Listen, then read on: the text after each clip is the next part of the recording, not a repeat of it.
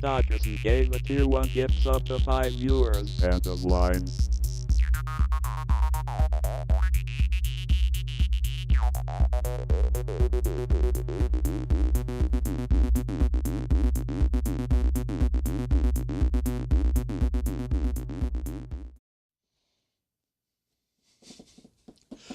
Dogface, you spoiled it.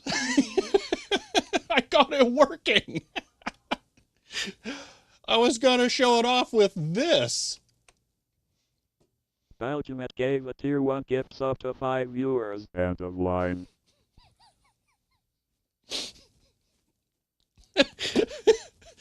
That's actually 2 tests right there. I was able to replay a Twitch API log file in real time there. Those were real Twitch API logs. But yeah, Dogface, thank you for the 5 gifted subs there. Nixon subbed as Prime and says 31 baby. End of line. Wesley, thank you for the Prime sub. Orgio subbed as tier 1 and says aha. End of line. Wesley, thank you for the Prime sub and for 31 months there. Portizo, thank you for the tier 1 sub there and for 35. Holy moly, that's that many. Wow, 31. Thank you. So, yeah. And you also messed up my joke, Dogface, because as I was reading the intro chat, you guys were talking, I was going to say, I bet I could sell Dogface some oxygen-free, ground-isolated speaker cables. Because the GPU for AV1 still in there. As tier 1 and says end of line. Digitalize, thank you for the tier 1 sub there and for 23 months. I appreciate that. Okay. The chat looks better. Oh yeah, so that actually does, because that's on the server. So if you missed that whole escapade, Dogface, I rewrote a part of my Twitch API integration stuff. So half of it now runs on the server that does the streaming and half of it runs locally, and they can communicate over HTTP. The server renders the web chat here because it's just HTML and I embed it in OBS. But since it's running on the server now, it means it can run at a higher bit rate and it doesn't have to get crunched by the SRT stream. So that is a much higher bit rate portion of the video than everything else. So yeah. Very happy with Blender rendering performance getting into yours. Well, that's excellent to hear. All right, I'm going to drink some water here because I'm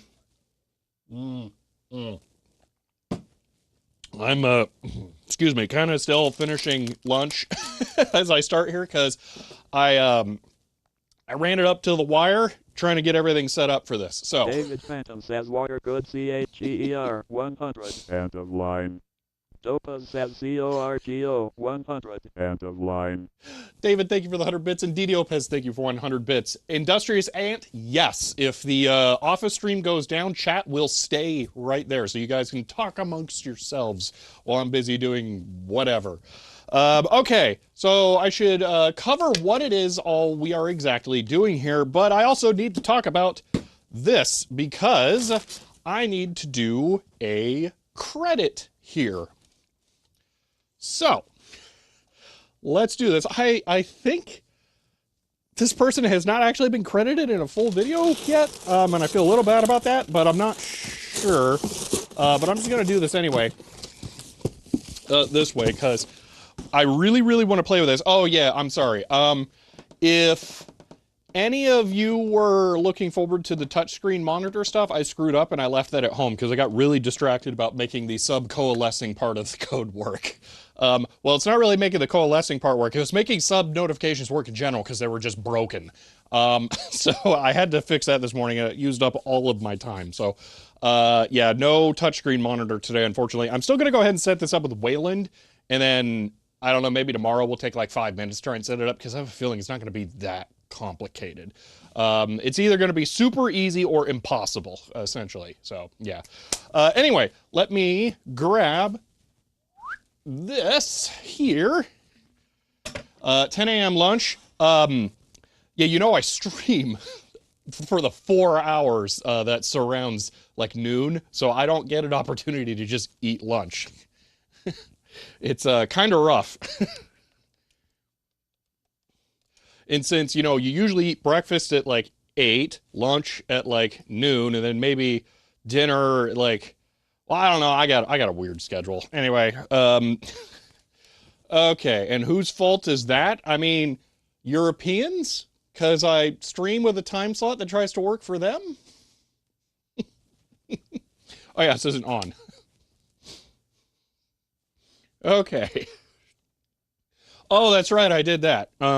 Let's get rid of this. Hold on, setup, monitor, HDMI, clean feed, there we go. You have dinner at 1 p.m., lunch at 6:30 p.m.? Well, that's a strange way. I don't follow silly mealtime constructs, just eat constantly. Appreciate it. The streaming for European times, yeah, it's kind of a... It's a weird time slot. It's not amazing for US viewers, but it's possible, and it's still possible for European viewers. So when did I get the ARC card? Yesterday. And we're about to cover this. So, this Intel ARC A750 comes from Jerry in Omaha, Nebraska. Spyro And subbed as tier 1 and says, End of line. One moment. I lost a magnet somehow. What? Where'd it go? Okay. Nebraska. That's one of them ones that's somewhere. Arkansas, Nebraska, Omaha. Boom. There we go. Do not like this emote. Well, good news. I can't see it. Spyro the Proto, thank you for the tier 1 sub there and for 31 months. It's one of my favorite ones to do now. Thanks a lot for the European part 2. No problem.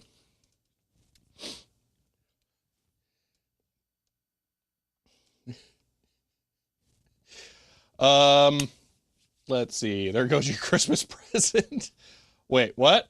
I hope you weren't buying me one of these. Or hopefully didn't. Anyway, okay. Better than these 2020. Oh, okay. Shelby streams are essentially morning streams in AUNZ. Oh, I never thought about it. It works there too, doesn't it? Dude, this is just like the perfect time to stream, isn't it? All right. So Jerry was really kind and reached out after one of the streams where we were looking at the small form factor PCs, probably the Dells, and offered to send this. And I am really excited. So what we're going to do, currently 4 a.m. Ooh, that's a little rough. Okay. But what we're going to do is we're going to put this in the VGA capture computer, and I want to stream from the VGA capture computer going forward. I think that would be a good idea. I will need to eventually put the Decklink Quad HD in there so that we can have that. But for now, we're just going to do it through the data path. Or not. That's not in there. Where is the Vision RGB? I need that. That's not good. That's an important card to, you know, lose track of. Okay. Hopefully it's just over here, maybe? Well, I'll figure that out, I guess. Okay. Yeah. Okay. So, let's take a look at this, and I'm going to sneak a chip. And by sneak, I mean very loudly announce and then crinkle the bag all over. Mmm. Change of plans.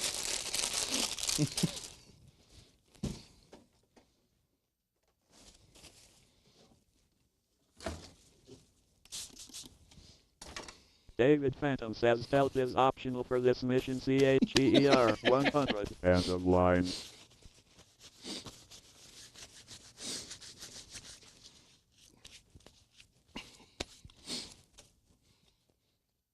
I hadn't even gotten a chip yet in my hand, and I noticed fingerprints on the box, and I think this thing is super duper cool and representative of a really unique period for Intel. So I don't want to wreck that box. I want to make sure I don't leave oily chip fingerprints on this. I'm going to get a slight amount of simple green on here.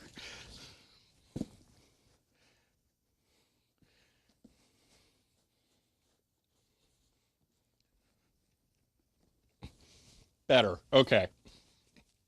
Collector brain goes brr. You tell me this is not going to be a collector piece in 20 years. You cannot possibly tell me that. Fix yourself a dang quesadilla. I don't know where I'm going to get the resources for that in my office. Anyway, so this is an Intel card. I believe the chipset is i740 on here.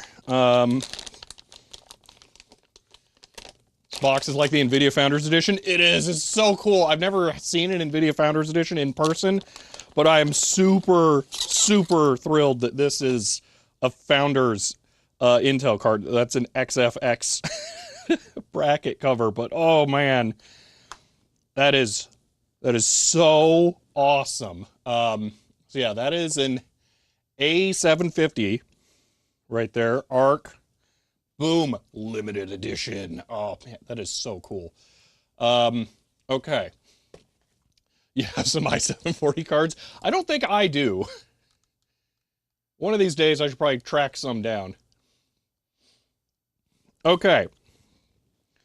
So, we're going to put this card in this machine. This machine currently has, I believe, a 960 in it.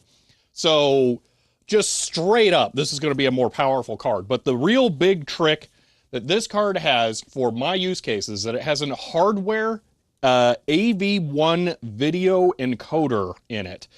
Just like NVIDIA cards have NVENC and HVEC encoders for H.264 and H.265. So this card should be a bad mamma jamma when it comes to, streaming video. And I am really looking forward to getting some higher quality video streams going. So that's the goal. Limited edition version has extra video RAM. I did not know that.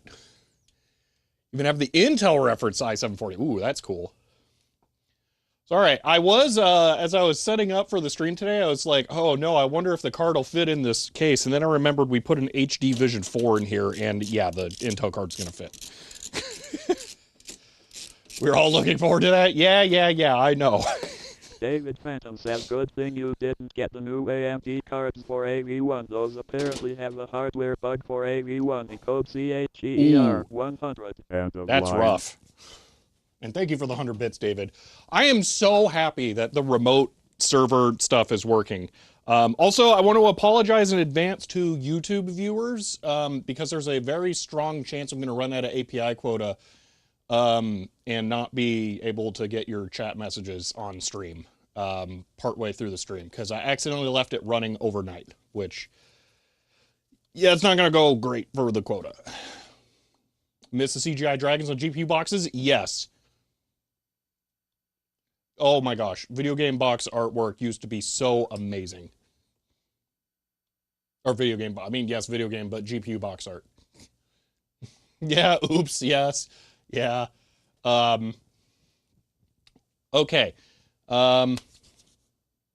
Yeah, so here is this. I have I think I can grab that relatively quickly. I have a GTX 260 like that. Yep. Oh, that's a heavy stack of stuff that should probably not be on that card. I don't care about the Radeon, though. Yeah. There you go, Vital Knieve. Just straight up on the card itself. The exact same kind of artwork. Also, camo graphics card. Ooh, it's so stealthy. Wow. I kind of miss how just obvious and just blunt those times were. 450 watt PSU? I mean, is that a problem?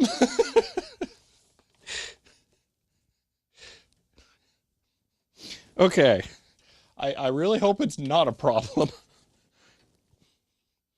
If it is, then I guess this is getting upgraded to an 850. What do people use for mail hosting? I use Gmail. I use a custom domain with G Suite. Okay, you have that exact same 260? Cool. The dense system? Oh, this is all right. It's not too jam-packed. I forgot that HD Vision 4 is a 1U card. That just blows my mind. 250 watt TDP should be on the edge of okay. This is a Haswell i5 4670K based system. I don't know. PSU will be fine. Here's hoping. I mean, because that's now a collector brand PSU. Does fan vents look Omega dusty? Nah, no, they're really not, actually. Yeah, no, they're not. It probably just looks that way because the camera is reflecting light directly off of it.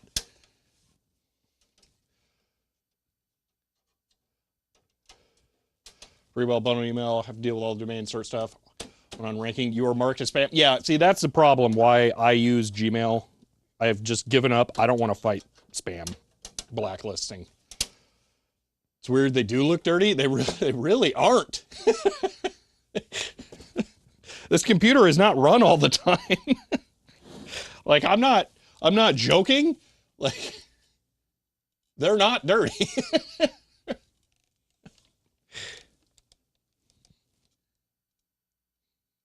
It's got to be the light angle. I bet it's... So this is actually a problem I've got in the video I'm going to release later today. This was driving me insane because some of my camera shots looked fantastic and some of them looked like garbage. And the problem is this. I've talked about this on stream before, but let me give you a quick sample of what the issue is. This is why this looks so dirty. It's the exact same reason. So we're gonna put just this bottle of glue on camera, okay? So we're gonna do a close-up of this. Actually, I'm gonna use this. All right, because I want you to see how much the surface I film on makes a difference. Okay.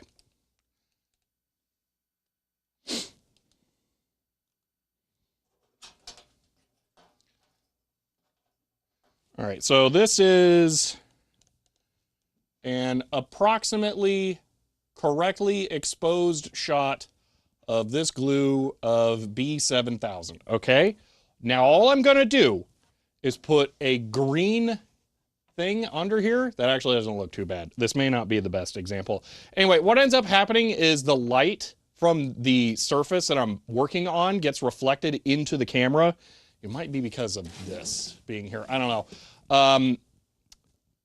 It makes the image washed out in places that it shouldn't be because of all of the just scattered light from everything around it. It's really annoying. Maybe if I do this. No, I don't know. But it's a real problem. It's very annoying and difficult to solve. Skin for your table. You're joking, but I'm actually thinking about shelf paper for it. I might do that.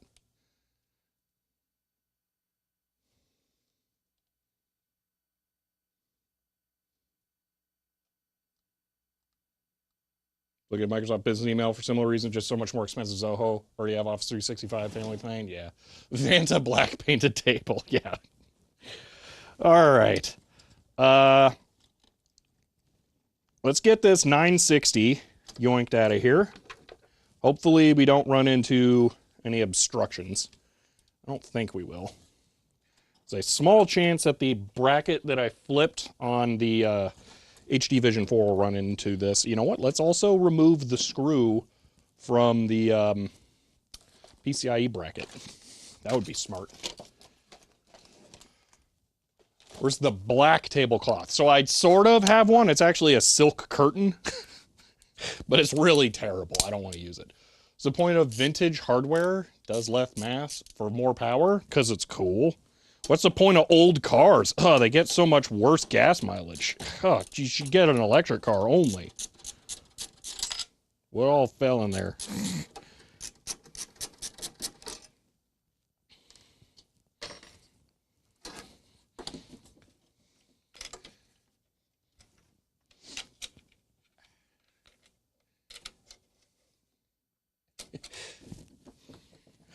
All right, that was the wrong thing to take out, but whatever. Okay. I might end up putting the Decklink Quad HD on a PCIe extension cable and wrap it up to this slot, which weirdly exists. It's a card slot. I don't know why it's here, but I'm tempted to put the Decklink Quad HD right there because it'll make the HDMI inputs very definitely different from the video outputs on the graphics card, which I always screw up when I'm blindly feeling for the connectors on the back of the machine. So just making it obvious which is which would be kind of nice. That's the dumbest possible reason I could do that, but it feels like a semi-legitimate one. Is it a full ATX board? It is, yes. There's another 16x-ish slot down here. It's actually 8x as far as signaling is concerned.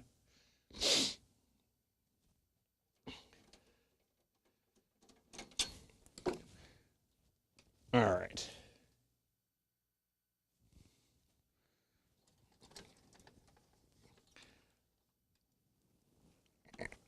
Come on.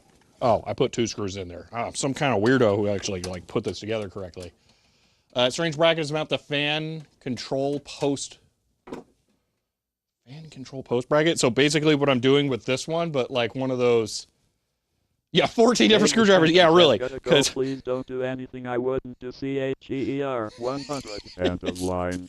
Got it, David. I will continue running it with the lower powered power supply. And thank you for the 100 bits. This one won't fit through the holes to get to the screws. This one I thought was going to be the good one to get it open. But yeah. Anyway, now it's all out, or all the screws are out, so I can lift this. Perfect. Okay. Ew, gross. This is a 970 from Zotac. I did not realize that. Ugh. Zotac. Gross. Okay. What was that super long card in there? This is a DataPath Vision HD4. It is a quad input VGA capture card. All right. So now we're putting the ARC A750 in here. Oh my gosh, this thing's so cool. Okay, please don't run into the bracket. It isn't. Oh, it's perfect. It's perfect. Okay. I absolutely love the subdued satin black look. I think this is fantastic. I hope this has 0 lights on it whatsoever once it's powered. The fancy stuff? Oh, yeah. I am planning, I don't know when it's going to happen, but I am planning on the VGA capture video coming up soon. I'm making no guarantees on when, but it's on my radar. The logo on the side lights up. So awful. What a waste. All right. We need 1 6-pin and 1 8-pin power connector.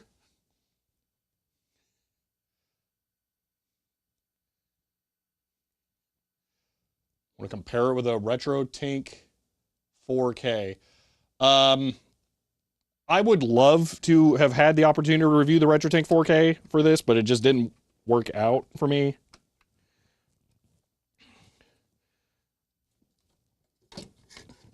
All Its right. card Oh, you subbed know, as tier 1 and says woo only person I've subbed this long to BTW. End of line. well, it's Carve. Thank you for that tier 1 sub for 31 months, and I really do appreciate it. So thank you. Bust out the Metcal? What? Metcal? Oh, the LEDs. That would not be the first time I've done that, but it would be the first time I've done it to a GPU. Okay. This is, I think I said this before, completely unnecessary at this point, this fan here. It's just, I don't know, in my brain, part of the whole thing, like it belongs here, so I just leave it. Like, I could take it out, but why?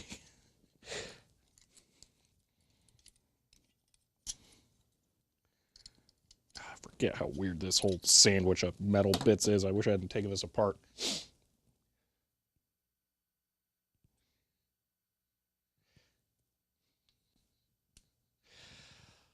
Stone, that is a very, very strange question. It blows up. I mean, well, I mean, it's a functional part. It's just an extraneous functional part. It's the appendix of this computer. It is not needed for anything. When I was running the DataPath Vision RGB in this computer, it was needed to cool the card so that the like CPU wouldn't expand on it, and then it would lose contact with some of the BGA mount points. It's a whole thing. No, that was the Epiphan that needed all that, not the DataPath. But still, I am not running that card for... Oh, that needs to go to home. It's all my spare NVMe stuff for the server that's now running at home. But anyway, yeah, that card is not being run in here consistently now. Except that I'm looking for it literally at this moment so I can put it in there to do HDMI capture. Because I do need that. Where did I put it? No, I am not going to run Arch. I am going to run the other one, Ubuntu. That's it. Wait a minute. Didn't I find a... No, I didn't.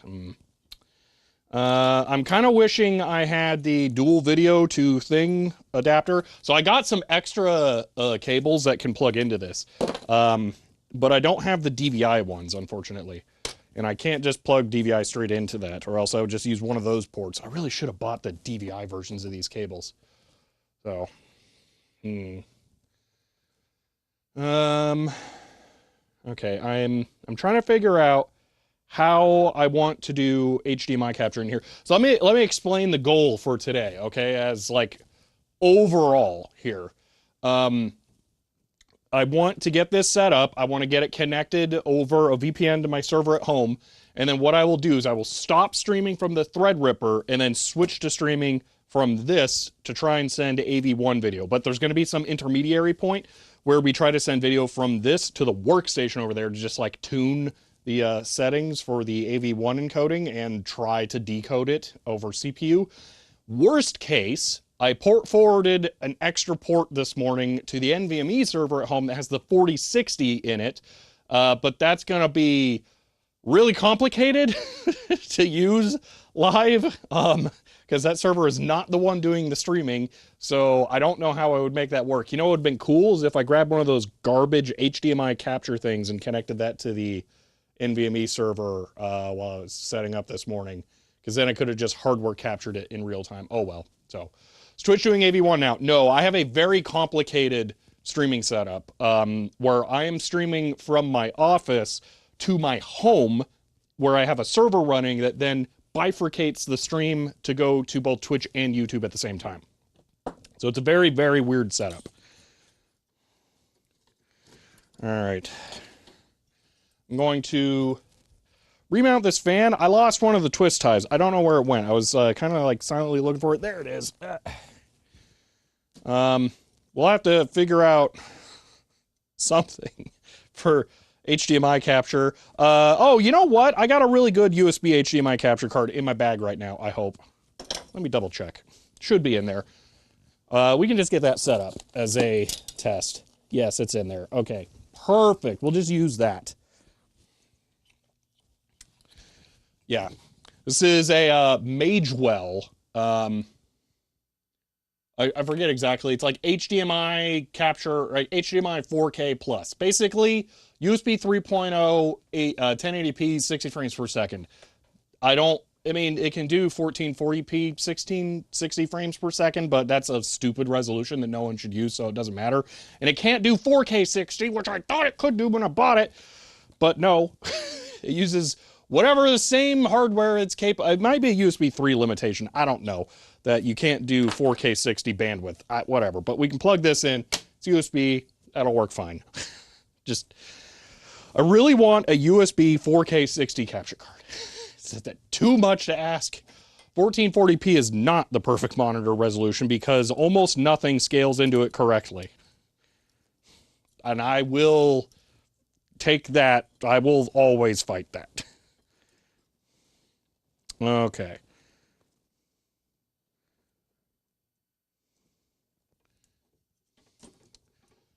See, how much bandwidth gain will the switch to AV1 be? I have no idea. We're gonna find that out together live.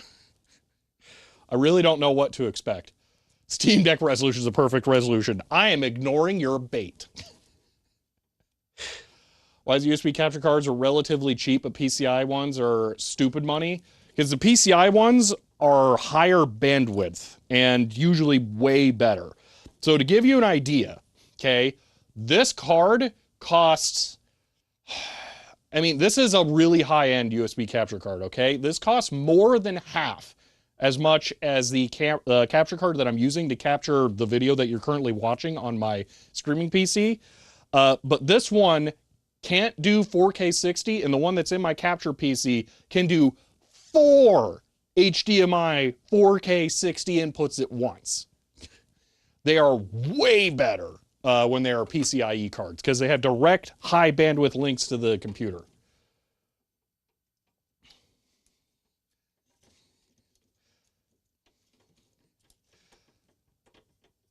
Kind of like your 4K 144 hertz monitor. That sounds like a really jamming monitor. I wish I could learn to accept that, but I need it to be OLED too. But also, I need it to be less than 32 inches. So it's actually cheaper if you divide by 4. Yes. Unfortunately, the company who makes that card, Blackmagic, does not make a single input card that meets those same specs. They make a single input card, but it's actually the same limits as this, 4K 30. Far larger than 32. Yeah, no. Does Voodoo GPU even support 4K? That's an interesting question. Not because, I mean, in theory, VGA can do 4K. Yes, that is possible. But the Voodoo is different because you only ever use a Voodoo through the Glide API, which I don't know if it'll let you do that. So I don't know.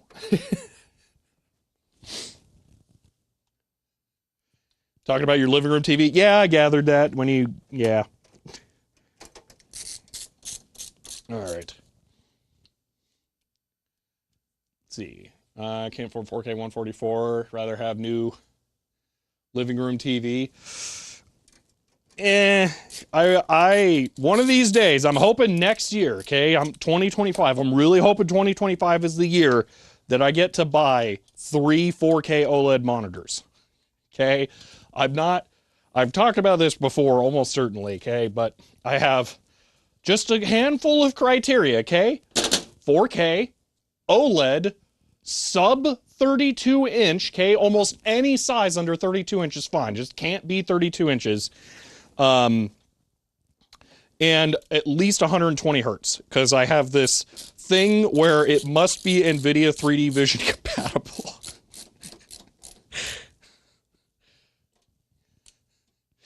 So, yeah. And I have a really stupid thing where I want to be able to see it in person first, but I don't think that's going to be possible. This is supposed to be going good? Not really. I've been wanting to upgrade monitors for a decade and I haven't done it. I'm still running Goodwill monitors at home. So yeah, no, it's not been going that good. It's just there also hasn't been a monitor released that meets all the criteria I want. Okay. 4K monitors are silly. Pixel density doesn't get all that much benefit. Oh, absolutely not. No, I could not disagree more. And it's even things that you wouldn't think that you benefit from. I play Factorio on both a 4K monitor and a 1080p monitor, and the experience is dramatically worse on the 1080p monitor. And that's just a 2D game. Sullivan found the magic 27-inch OLED. Yeah, see? It doesn't exist for some reason. My guess is that there aren't any TV panels that they can cut out that are that size, because that density doesn't work. Paul Guy, that is my laptop, yes. 31.5, yeah. From good monitors is suddenly matters about bit rate on streaming content. That's where 8K TVs are super dumb and why they won't ever be a thing, because there is no... The US internet infrastructure is not capable of handling that. So 8K will never happen. QD OLED 4K 27. That must be extremely new. I will have to look into that. Okay, so that's going to be our HDMI input. World's first ever, been teased by Asus. You might be in luck. Yeah, I'm clicking that link now since that's a thing I can do. 2025, okay.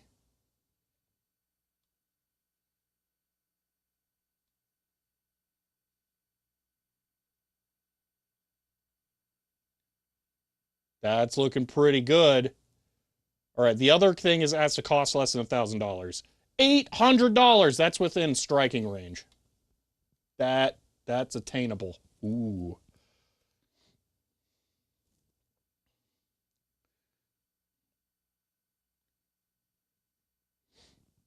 All right.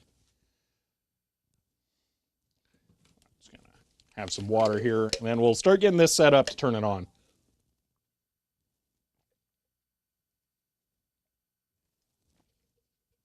Yeah, Paul Guy, it is absolutely a waste of energy. Even if the internet infrastructure could handle that, you can't see that. LTT got super close in their video about a TV and a storage unit. I forget exactly. I think they were trying to do that, the correct thing, where they were saying that the resolvable resolution of your eyeballs under no circumstances can see 8K. The only way you would get any benefit is if you were seeing it so close that it was beyond your field of view.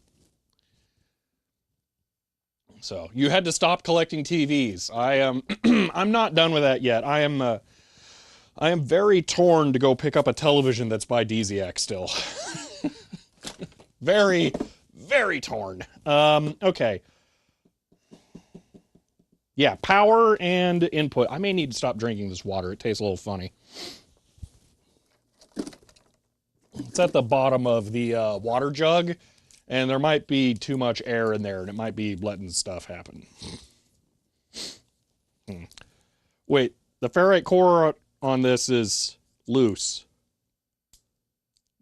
The cable is supposed to be wrapped around it. I don't think it does anything if you don't have it wrapped around. Cool. All right, is this still powered? I think it is, but it doesn't really matter. I'm going to unplug it. Yeah, okay. So, power cable, LTT uploaded an 8K video that one time. I think they uploaded a 16K fireplace video, didn't they? Or was that just 8K? David's going to be so mad we're talking about LTT without him. Let's see. Marketing people disagree. Higher pixel count's always better. Yeah. Anything past 4K is good for super sampling. Yeah, but you don't get that on a display. When we were talking about that yesterday, it was specifically for recording. 8K has benefits when it comes to recording. It has zero benefits when it comes to display. Okay. Yule log was 8K. Okay, then it wasn't 16. Huh. Let's see. Does make a difference if your screen is 100 inches or over? No, it does not, because your eyes can't see that resolution that far away. In order to get your 100-inch screen into your field of view, you have to be like 8 to 10 feet back from it. And then you can't see the difference between 4K and 8K because of your squishy organ human eyeballs. It is a provable scientific fact that your eyes cannot see. Are these all DisplayPort? No, there's one HDMI. Oh my gosh, I was gonna be like, whoa.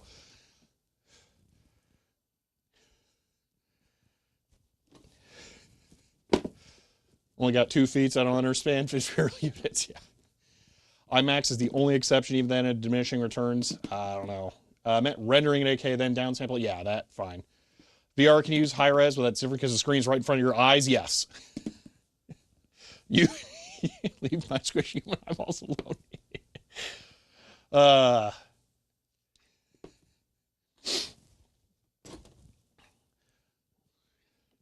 Can't see the difference in 1080 and 4K. It's at 8 feet away. Yeah. You would have 100,000 cones per square millimeter. Yeah, but that has to go through the whole. I mean, it's not. There's your actual receptive part of your eyeball is not that big. When you compare that to what your field of view is, it's actually not that high of a resolution when you start looking at things like 8K television panels. So Vital Kneve, I don't even care about whatever camera you're talking about. The one that's really cool is the 3D camera, okay? We're going to start a GoFundMe so I can buy the Blackmagic 3D camera, okay? Only $30,000.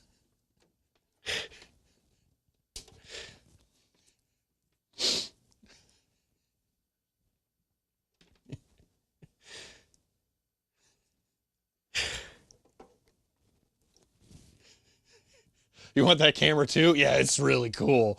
I do love that it was almost specifically designed for the Apple Vision Pro headset, which is nearly discontinued at this point. Blackmagic finally got the camera done just in time for the target audience to go, actually, no, we're good. 3D camera for your PlayStation 3D monitor. Actually, it would be for filming the VR headset videos. That would be my non-GoPro in the headset camera. The only way I'm going to be able to do it without that and not have it look terrible, but it might also just look terrible in general. I don't know. That video is so hard, or that video series is so hard to do because of the way that YouTube does VR 180. But anyway, Apple will make another one, but it won't be the same. They went a bit too ham. Yeah, maybe. 30K just to stream in 720p. Hey, we're hopefully fixing that today. We might be able to do 1080p after this and not have it look horrible. All right, we're getting out the Razer Black Widow so that Deziak can comment about it again. And then we're going to fire this thing up. We're going to just look at what the current install of Ubuntu says about the graphics card, and then we will figure out where to go from there, because we don't currently have a reason to reinstall the operating system because I don't have the touchscreen monitor that needed Wayland. So, what I read is that AV1 excels in high-res, low bitrate. That's what we got. I need to blow my nose, so give me 1 second.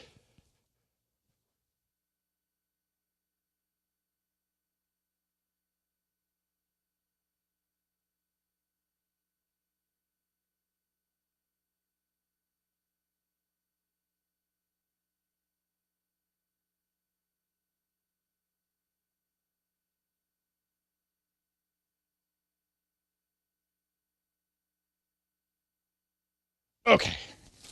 Whew. See, you definitely have a low bit rate. I don't know about high resolution. Yeah. With the green mechanical key switches, yes. Let's see. Well, that's what we need. Bigger eyeballs. Yeah. Scroll up chat, put the button. Chat, scroll up and put the button under your mouse. Oh, did you ban Deziak? Oh, well, I mean, it's probably had it coming. Okay. I think we're ready. I need to turn on the capture stack. 1 moment. Okay, we got to let that boot. All right. I guess I can let this fire up. Oh, that's right. This is very difficult to get to boot. Dude, I'm so excited about the Arc. It does light up. Yep. At least it's a white light. It's somewhat tasteful. All right. See, so what you're saying is you have a pet squid. 8K is a nice thing for the squid. Think about that for a little bit there. Okay, HDMI switch, click to refresh. Did I get an ARC? You missed the intro? An A750. You did miss it. Ah, yes. It was sent to me by viewer Jerry, and I'm extremely grateful because we're hopefully going to do some AV1 streaming today. Let's see. Take cat proportion eyes. Alrighty. Gonna be using QuickSync. I have no idea what QuickSync is. Okay, the machine booted. It looks very... Why is that green? What? That's the other computer. One moment. Do I need to do... Oh, that's that.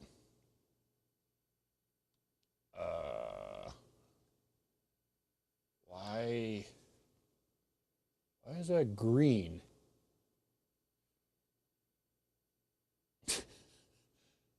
To be clear, it's working.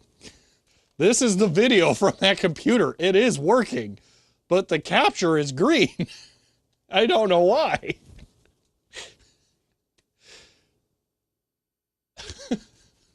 What?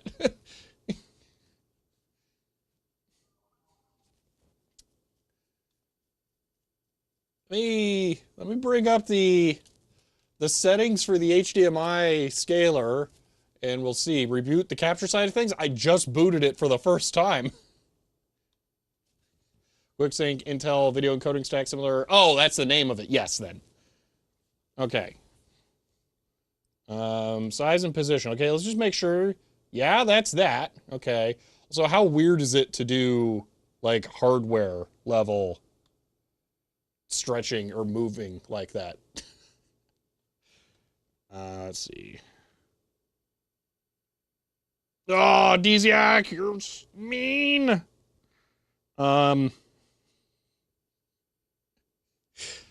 Look up Panasonic 3D OfferUp on OfferUp.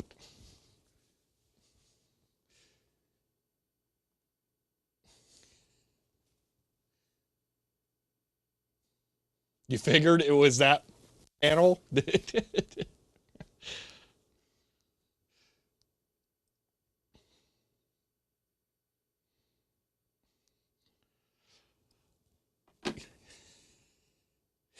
It's still that it's enormous, but you know who just took a giant server rack out of their office and has a, you know, a vacancy right now?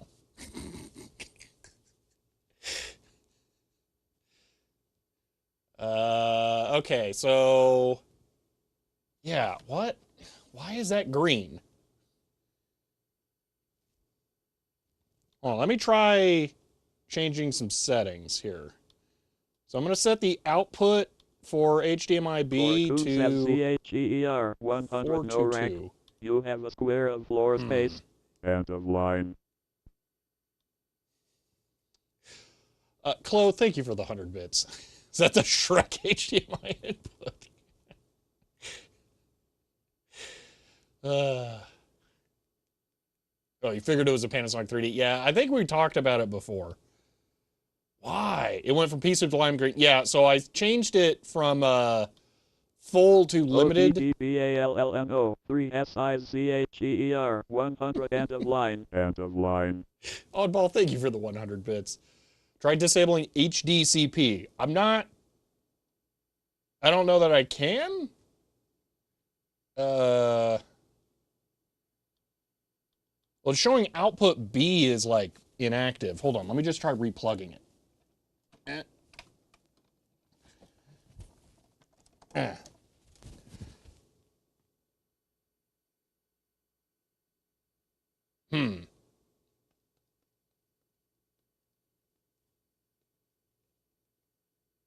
That is so weird.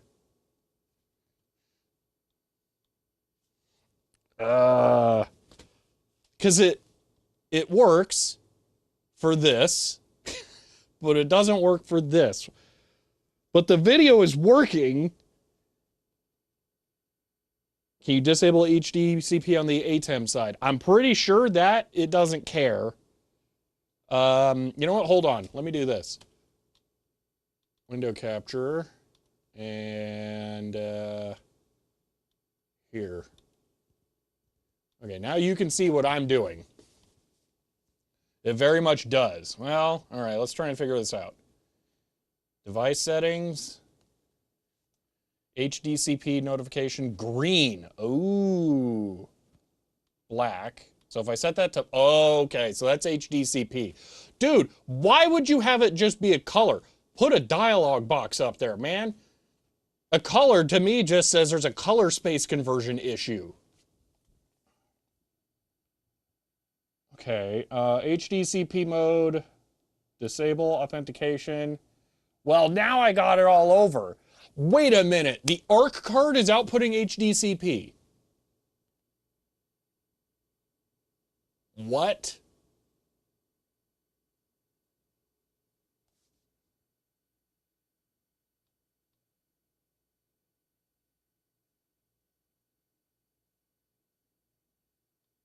Oh, so you're saying I am changing the Extron to not allow HDCP. Unplug the ARC, plug it back in. Yeah, and then the EDID from the Extron. Nope, that didn't work. Can it be disabled from either Intel ARC control software, Intel, as well as a work count? Fine. We'll do it the dumb way.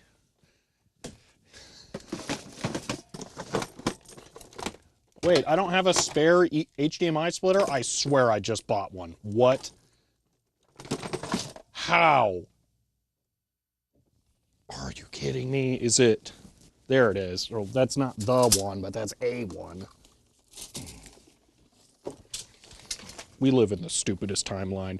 Oh no, we gotta have HDCP so our video's secure. What's that? You could defeat it with a $5 box from China? Oh well, I guess that's how it is. We won't need to improve it for like 2 decades.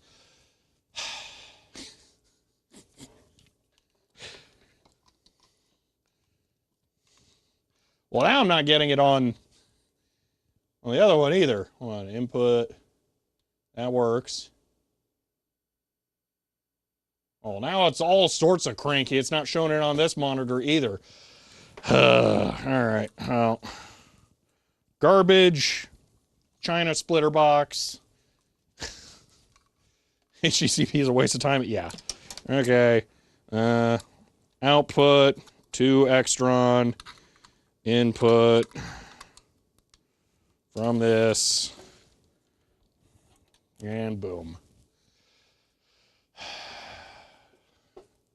Okay. Oh, come on. What? How?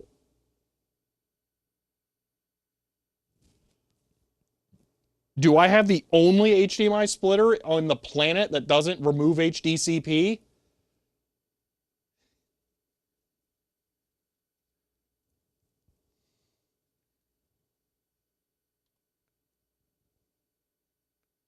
Cheap splitters HDCP compliant now? Well, this one's old. It should still be, like, you know, not compliant. Dang it. Why does the Extron have to be compliant? So annoying.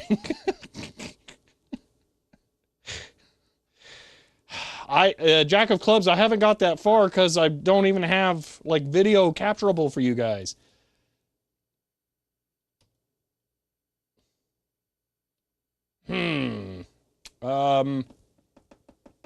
I got a different one over here. I think I can just swap them in place directly. You're going to lose video and audio for a moment.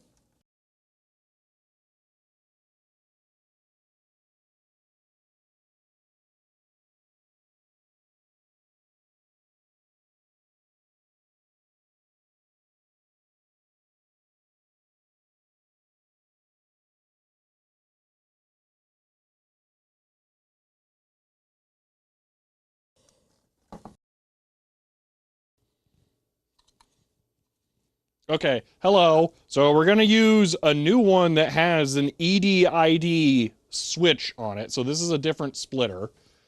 Let me... COPHC 2015 SICHER 100. See if there is anything HDCP related in the input/output config of the Extron. End of line. That's everything right here. Is haha! Oh no! But Cobb, thank you. This is the HDCP settings right there. Okay, but what if...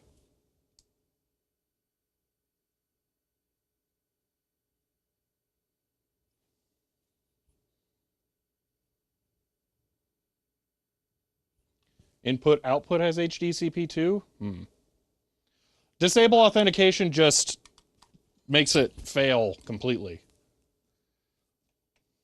What?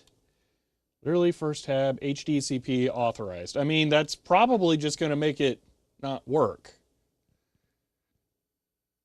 Yeah. Yeah, so we can't... Actually, I think that's... What on earth?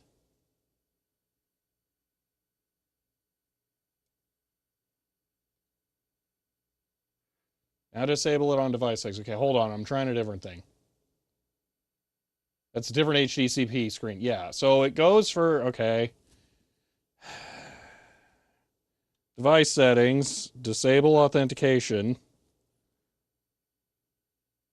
I wonder if this is the splitter.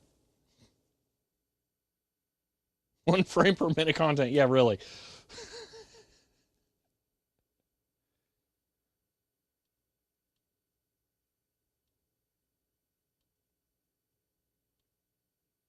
Huh.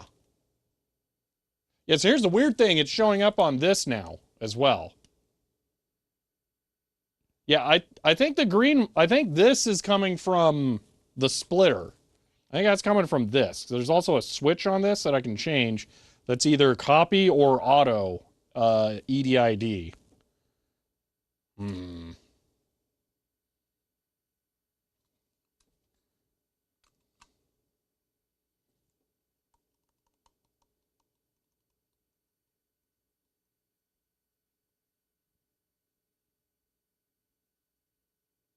Since that thing can apparently do HDCP, I wonder what would happen if I just plugged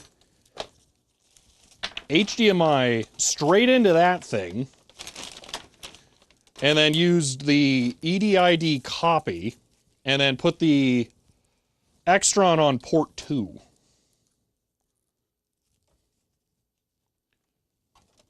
So unplug that. Plug in this. Okay, so in theory, if I do copy here, I think I'll get it on that.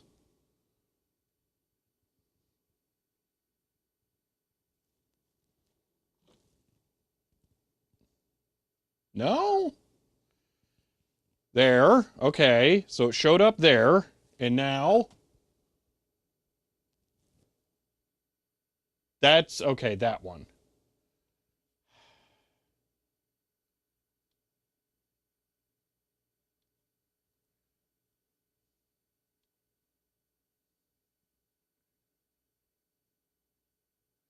Oh, it opened it in the awful OBS web browser. 27. Film mode. Like, actual page... Like listed page 27 or PDF? Okay, HDCP authorized. Press the navigation buttons. Enable or disable HDCP authorized features. Determines that the digital input will report as HDMI authorized. Okay, so what I'm getting out of this is that no matter what, the card will always output HDCP video.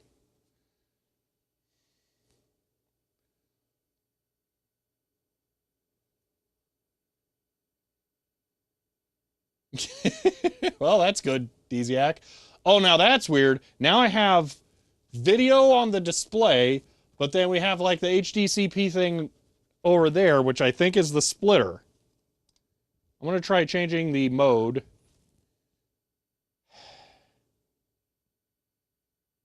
Wesley, you're not supposed to share those things.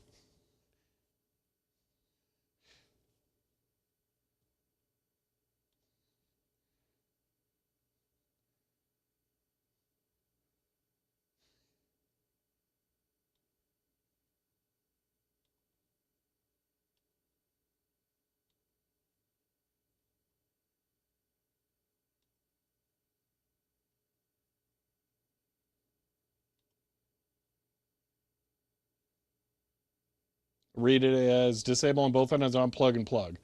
But we would have to disable it on the Intel card, which it sounded like is not possible.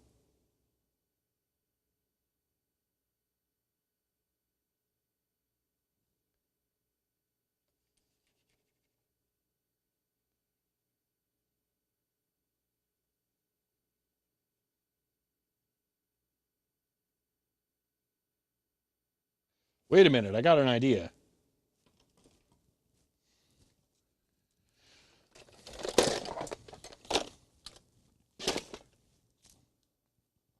Do I have a spare one of these?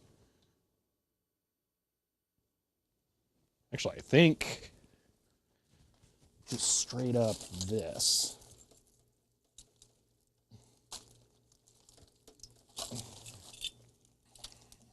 Okay, I need this.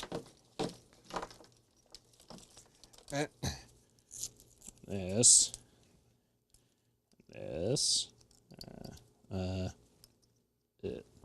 Okay. And one of those. And then yoink, get rid of that. And then, and then,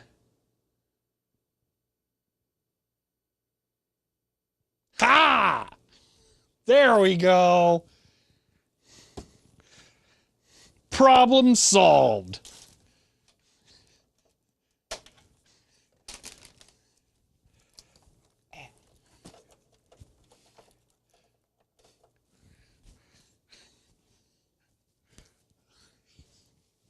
DP to VGA, DP to DVI.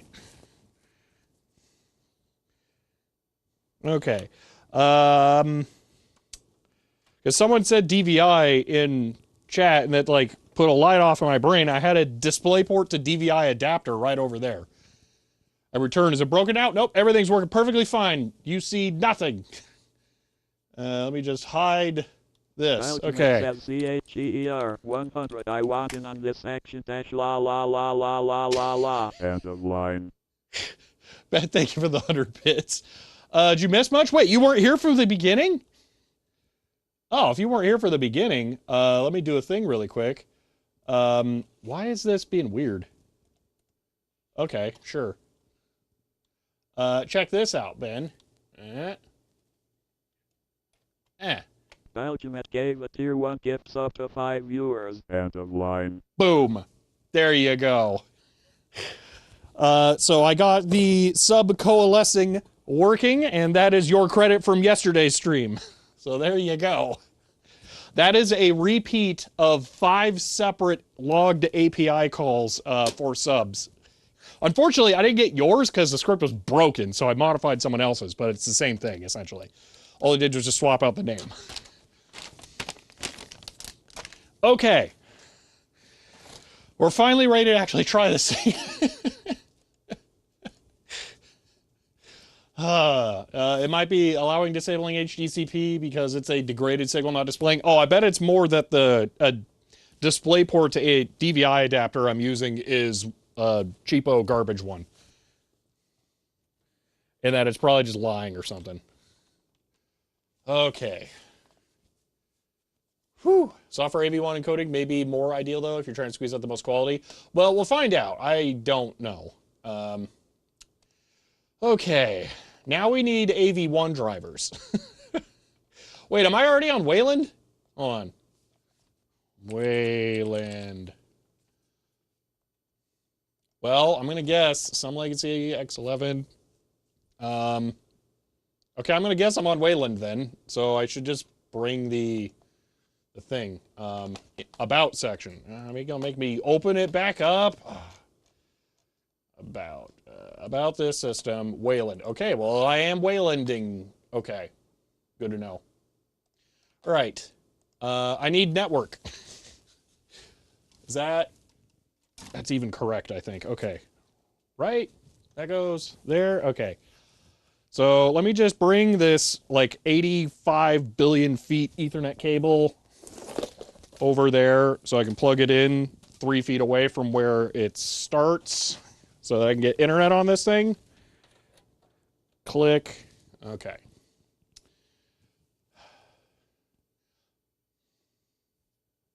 All right. The Intel drivers are fun. At least they have a bunch of debs. Yeah, they're generally better. There's internet today? Yeah. Default search is Amazon? No, search with Google at this address. So you click that to search with Amazon. So the default is still Google. Fine. All right.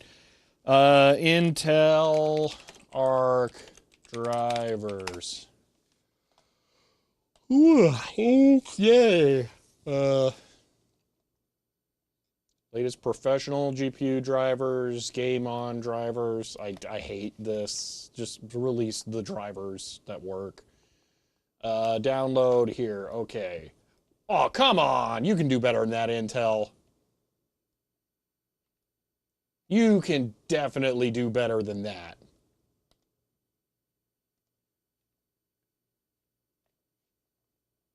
Do I have to search Linux? Come on. Wait, Linux drivers are in the kernel. No need to install anything. Okay, so they did do better than that then. Okay, fair enough.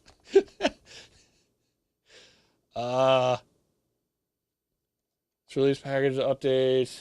Oh, okay then. I'm unsure that Intel can do better. I mean, than this, yes. Huh, okay. NVIDIA brain. Huh. Need a media SDK. Few would 100% not be running Ubuntu for the money, for the best Mesa versions. I am not installing anything that is not Kubuntu. Although this might be KDE Neon, actually, now that I think about it. Yeah, this is KDE Neon. So it's not Ubuntu. There you go. I'm not running Ubuntu. Problem solved.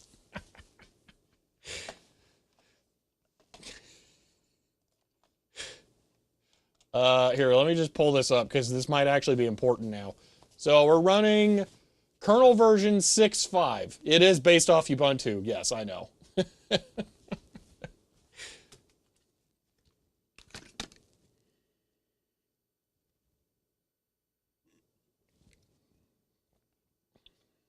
Yeah, I do need to not drink that.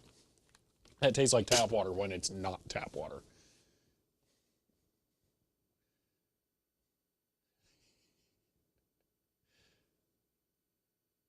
That should be fine. You may need to check FFmpeg. All right. You know you really want to go full Gen 2? Nah, I'm good. Sigalid, I know. GNOME sucks. Find that water bottle isn't really fully seasoned until it tastes like a pond. Oh, gosh. 6.4 should be fine. Really like KDE Neon, except the KDE part. What? KDE's great. As well as Intel's guide. Oh, okay. Intel Arc Linux AV1.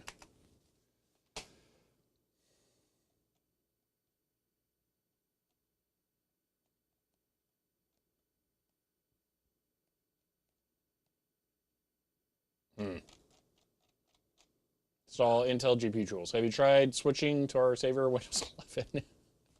Yes, actually, I have. And the answer is no. Using Windows 11 was a workflow breaking experience.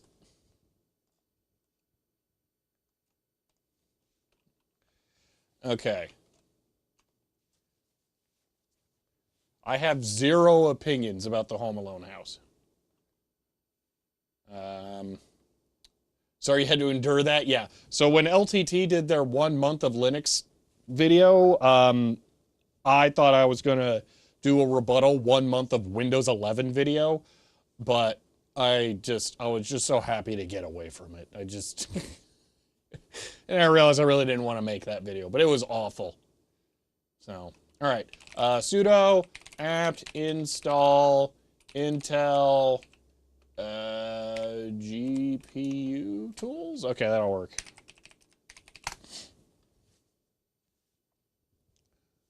Oh, Intel media something non-free. Okay.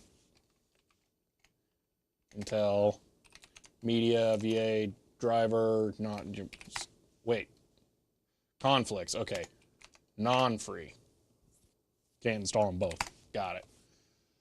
11 hours of Win 11? I mean, no, I'd used way, way more than that. Is there any reason why you prefer to use sudo every command instead of sudo su?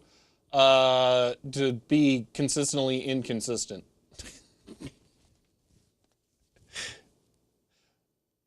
Make a living Windows 11 video. Or I could drive Dusty Nails reverse body parts with my teeth. Tough call. Yeah.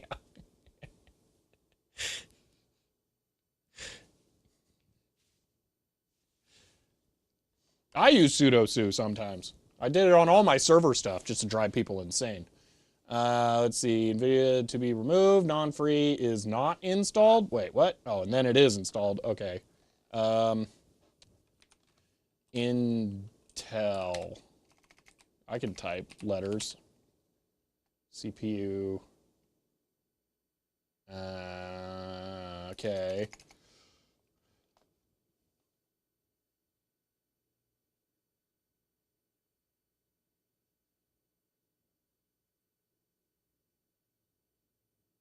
Don't want to give myself involved in a project like that. I would not, no. I'm envious that it's only 55 inches, though. Because the one I want is 65.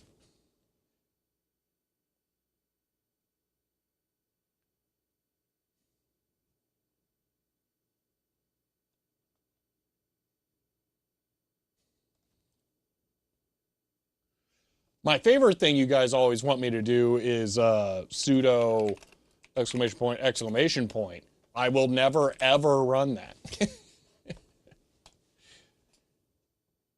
65 is too small. Yeah, definitely. Yeah. Why it's great? Because I'll just press, it is fewer keystrokes to press up and home.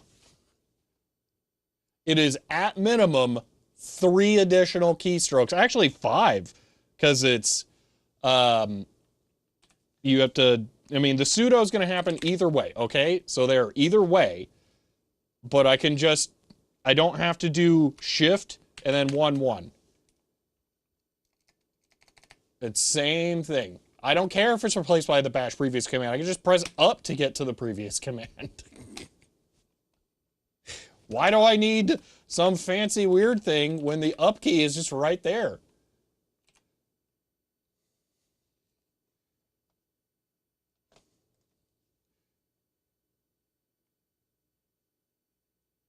This is not 1 keystroke fewer.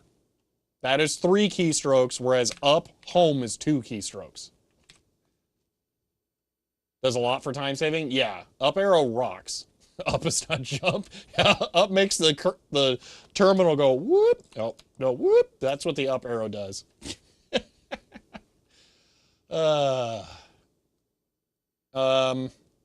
Anyway, what do we do now? I don't did we install OBS? I feel like we probably did. OBS? Yeah, we did. Okay.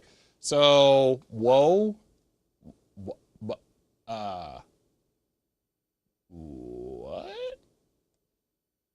KDE screen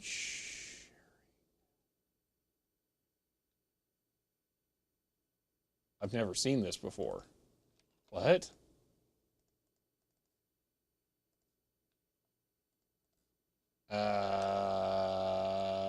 This feels very pipe wire. Now turn it off and back on again. Yeah, I'm thinking I might need to. I don't know. Should I reboot? Okay, add window capture. Pipewire is my only option. Screen capture Pipewire. I mean, how about the screen?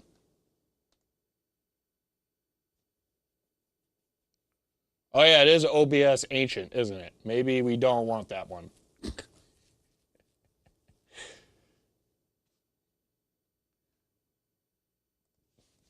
Okay, let's install the current version of OBS and then reboot.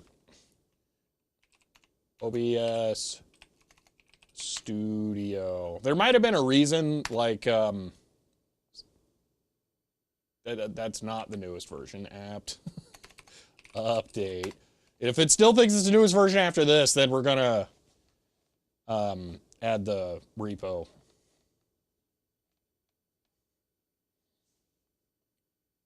Neon's running Ancient everything. I thought the whole point of Neon was that it was supposed to be more up to date. Oracle says CHER 100 having problems with ops. Install the latest version for all new problems. End of line. Oh, thank you for the 100 bits.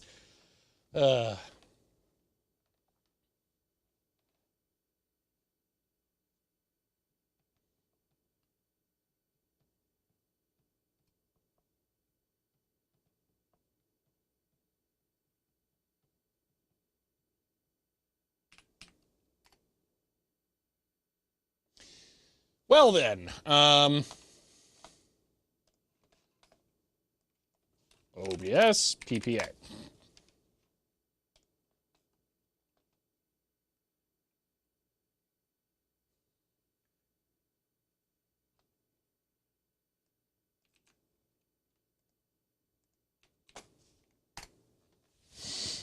Certified Ubuntu moment.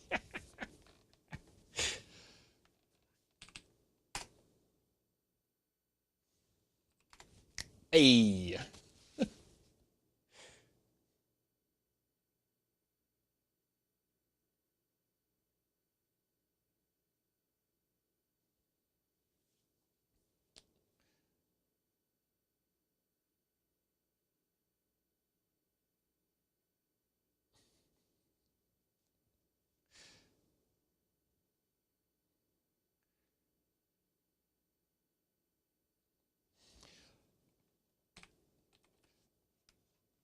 Okay. Now we should probably be good.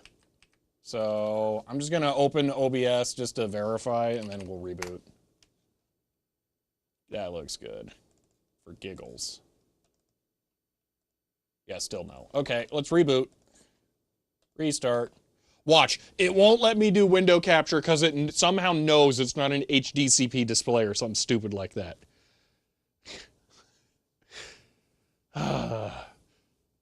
You know, Paul Guy, as disgusting as that sounds, I would probably agree. Because I put hot dogs and mac and cheese. It's such a random thing to say, but yes, I kind of agree. I've never done it, but I wouldn't be against it. Alrighty. Oh, we have hold on, we're gonna take a moment to fix this. Hold on. Input, output, HDMI, full RGB 444. No, what are you doing?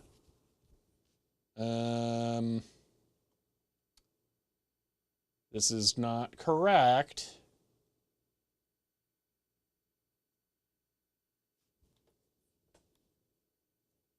The colors are wrong. I'll have to do that in a moment, Helencroft. Okay, actually, I clicked it. That's incredible. I want that box. That's awesome. Want.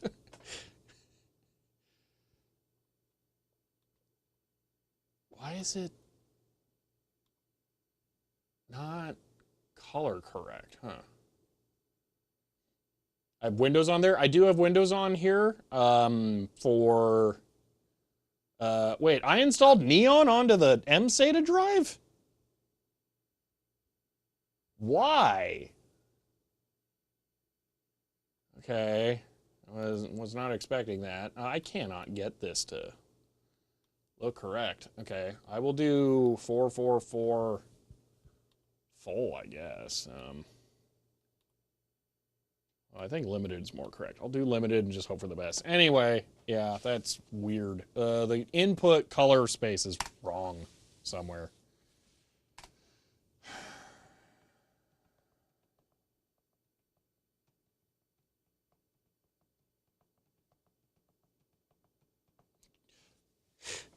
And Lucky Bob, cheap hot dogs and Kraft mac and cheese is based? Yes, you got it. That is it. Okay. So now, well, now it looks washed out like it's wrong. It sees the video right there. And then it doesn't work. What?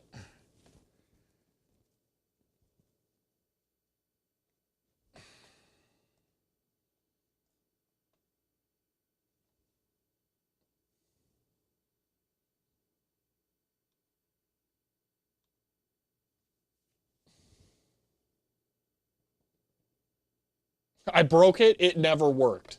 I didn't break it. It never worked. Time to reinstall OS.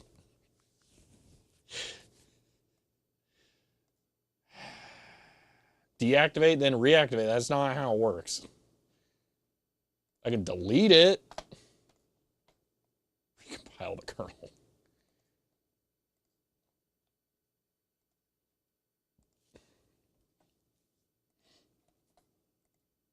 I think Pipewire is a myth.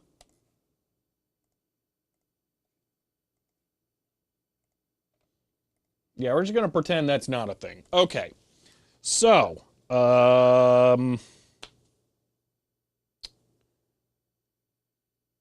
I currently am not using this HDMI splitter at all. Yes. It's not involved in anything. Okay. The input is going to nothing. That's fine. I'm going to reuse that cable because I think it's better. All right. I'm going to put this one on the, organization area there. Okay. I think you just need to expand that window. What do you mean expand that window?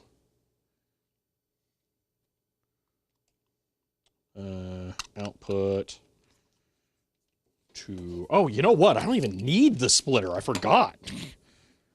HDMI capture card's fancy.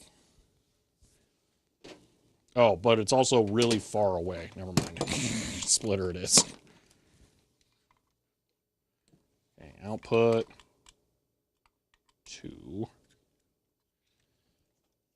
input here. And then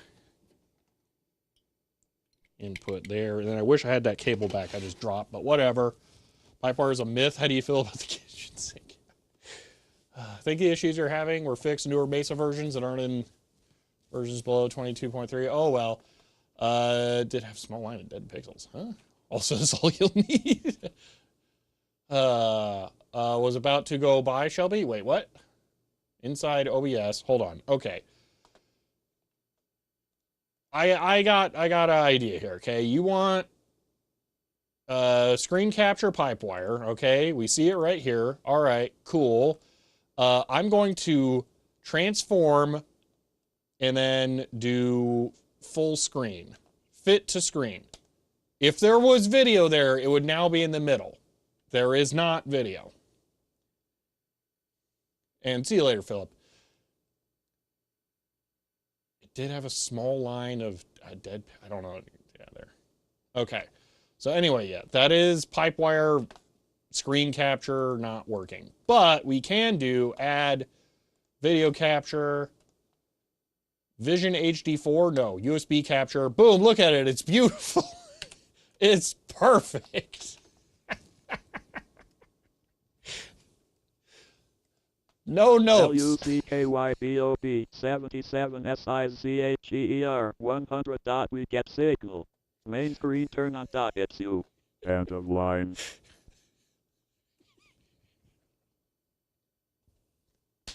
Lucky Bob, thank you for the 100 bits.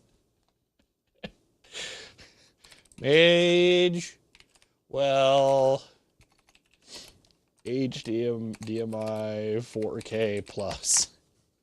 Let's get those Magewell drivers going.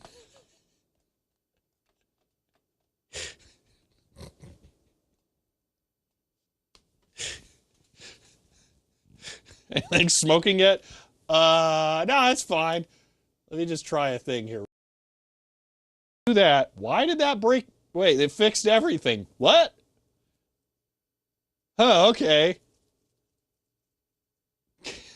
Okay, I flipped a switch and now it's good. Okay. Sure. Why not? Okay. I still want this. Although I don't really need it. No, I should grab it. This thing's weird. It's not only a capture device, it's also a scaler, weirdly enough. So we're gonna download the drivers. Wrong bit depth sampling. I flipped a switch on the splitter. That's all I did. XDG, Portal, Desktop, Portal, KDE. I mean, the thing is that it lets me select it. So if I hide this and I do this, the selector shows it.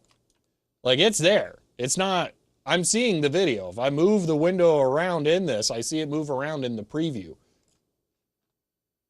OBS is getting, oh, so to clarify exactly what I did, this is an HDMI capture card.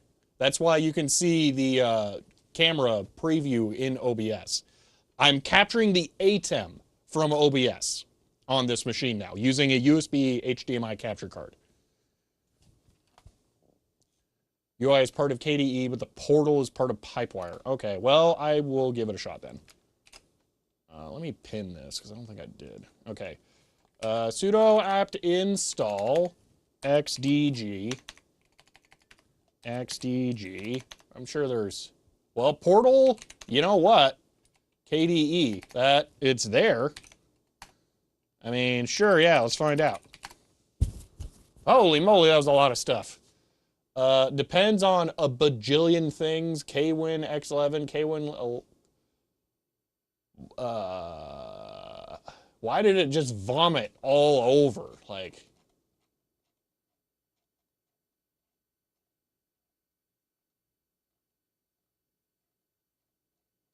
broken your old OS. Dude, why do people keep saying it's an old OS? It's not that old. Well, I mean, wait, is it 2204? LS B underscore release dash A.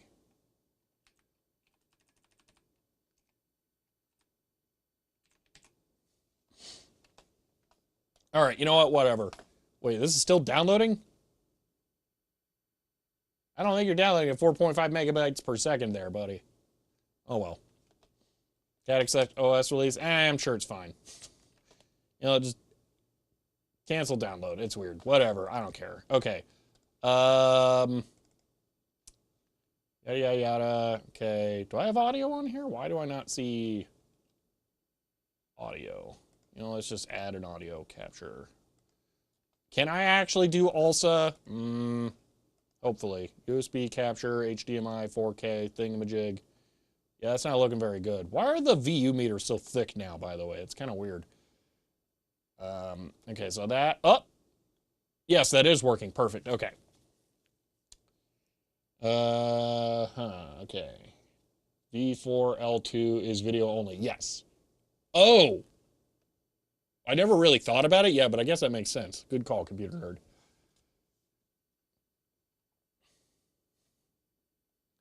Okay, settings. Dude, what's with all of these things? Screencasting. I don't think so. End. Wait a minute, maybe if I close all of these, then, whoa. Firefox had a permanent crash. Sure, yeah, whatever. And, okay. Output. Okay, here we go. Encoder. I got one option. MOV. Yeah, should AV1 be an option here?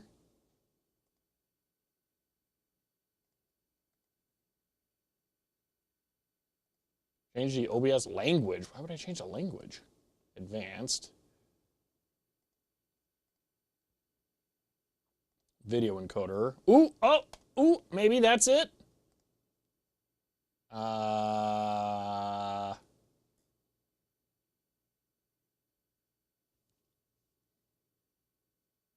Is CPU. Wait, I could have just done it with CPU.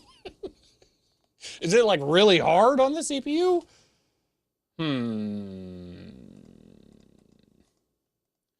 Okay, let's do... So, Cardust, the weird thing is that recording is how I stream. But we're actually going to need FFmpeg as the source. So it's going to be... In reality, it's going to be this. But I was just going to try doing an AV1 recording. It's stupidly hard in CPU. Okay. 4th gen i5-7. Woo, will not do it. Okay, then. Wow, dang. Okay, fine. Sure. Found your coffee, bad news. I'm not sure about the adulterants. Tastes more gingerbread than caramel waffle. Streaming via FIFO. No idea. Okay. Wait, AV hardware encoding requires Mesa 23 of Mesa 22.3. Are we reinstalling Ubuntu today? Is that what we're doing?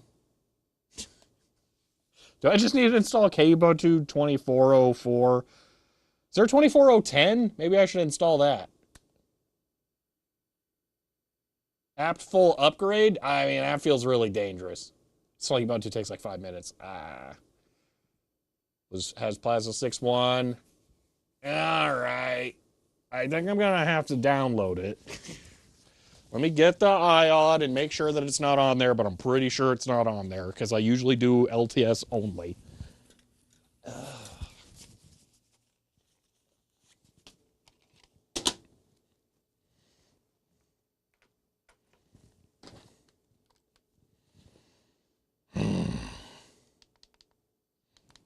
Well, at least I don't have to worry about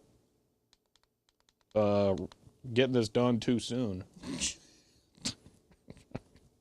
we're definitely not gonna finish this project too fast. That's for sure. All right. Oh, I gotta push another button.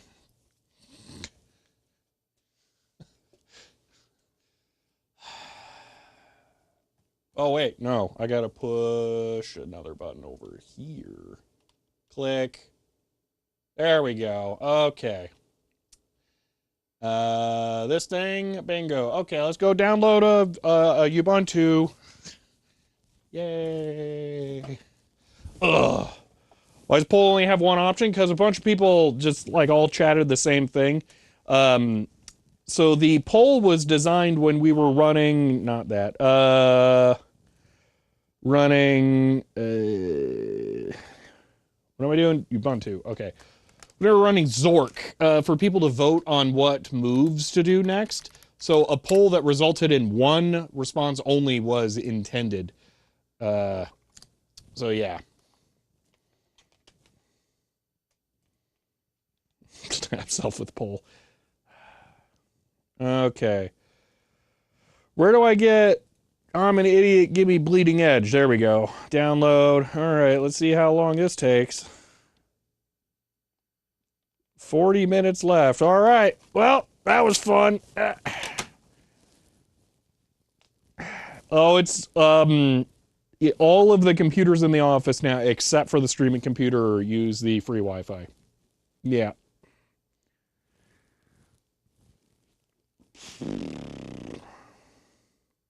Ubuntu is really not a Windows wannabe. There is literally nothing about Windows or Ubuntu that is a Windows wannabe. I know that's not LTS. We're intentionally not using LTS because apparently this is an old ooky one that won't work. So.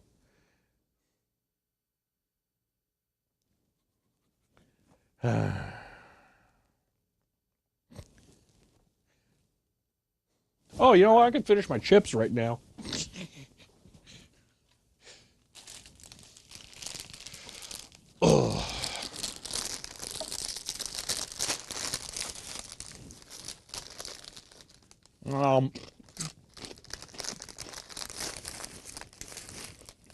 Katie looks pretty Windows-like just because of the paradigm of a menu panel and application icons.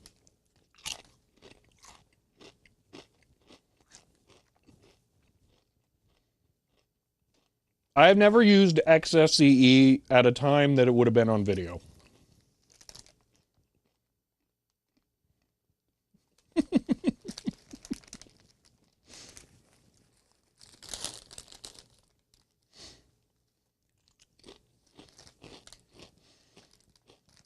So I'm still playing through Factorio Space Age, and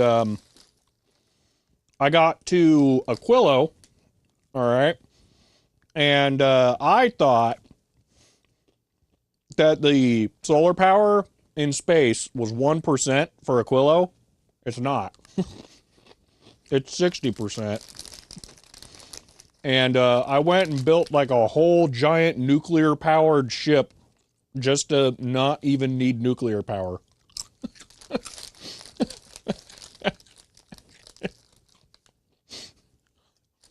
I spent so long getting that all set up, only to not need it. I mean, I know I'm going to need it to go to the edge of the system later anyway, but it was just kind of funny. I got it done way early.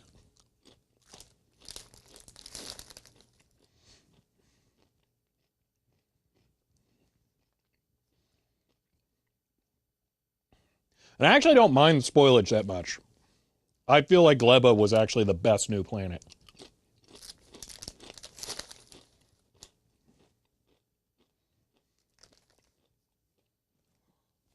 Oh my gosh. No.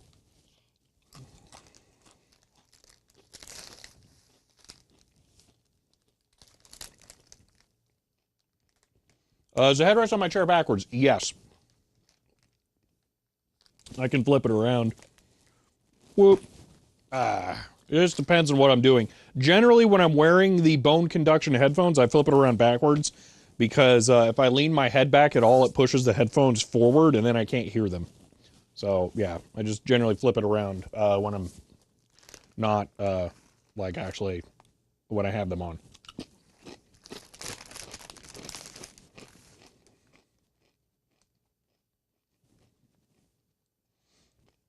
Should have bought Pringles instead. So you could have Cantata for Wi-Fi.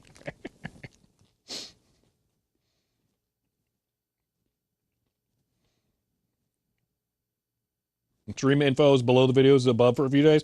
Yeah, I saw that too. I kind of hated it. What chips are these? They're Tostitos Crispy Rounds. They're just corn chips. They're just boring corn chips. They're the kind that you dip in nacho cheese. But I am out of nacho cheese.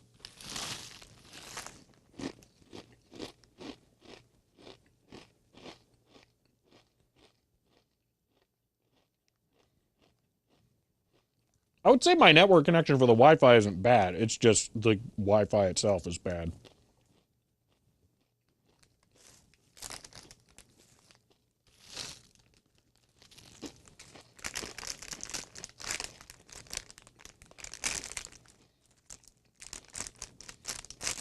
I like the picture-in-picture feature, Paul Guy, but it can be a little performance intensive sometimes for weird reasons.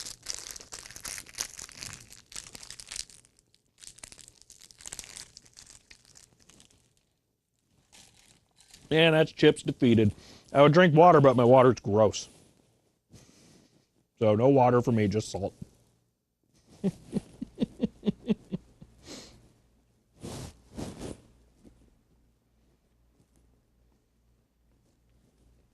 Mighty Halo, I only use Firefox, and I got the flipped Twitch UI too.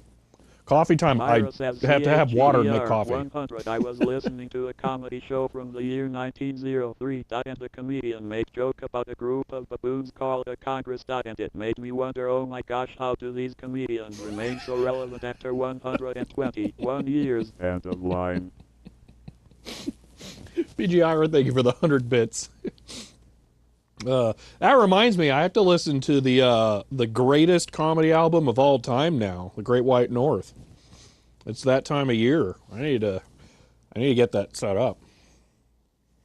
Rewater your water. I don't have running water in the office. I have to bring it from home. Oh yeah, you got it, BGIRA.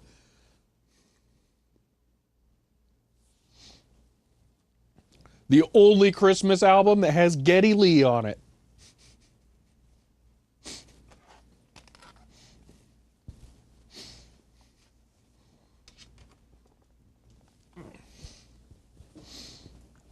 Something transcribe to deck talk for your sub message. Oh, you want something for it. I don't know what to tell you.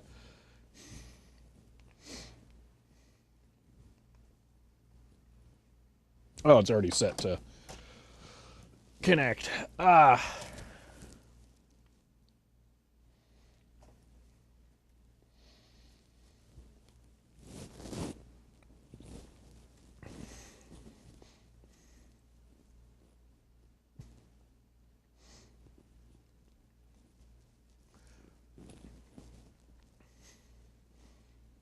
Let's see. We got anything else going on?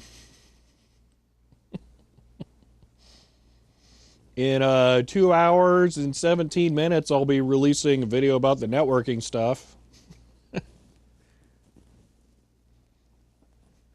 Why KU Ubuntu? Because I want to run Ubuntu and GNOME sucks. The Cobb, I haven't seen that. That sounds interesting. I should look into that.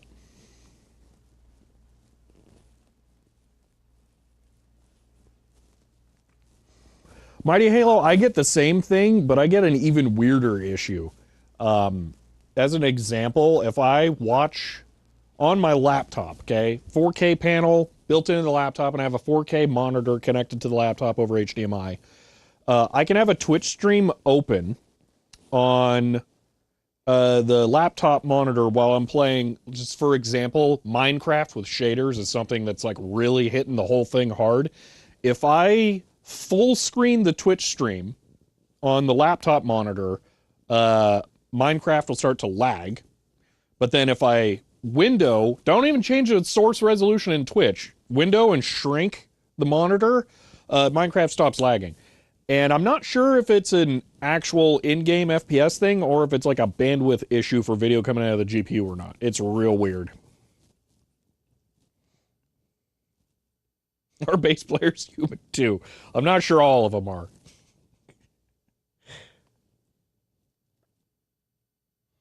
Do I use scaling? On the laptop, yes. It's at 150%. Non-integer settings, rescale video. Ooh. That sucks.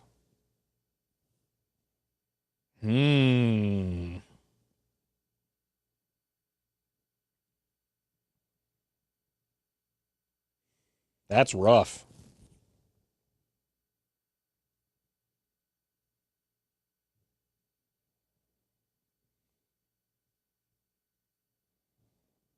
I am more inclined to go to 100% than I am 200%. Oh, that's awful. So about them 32-inch 4K OLEDs.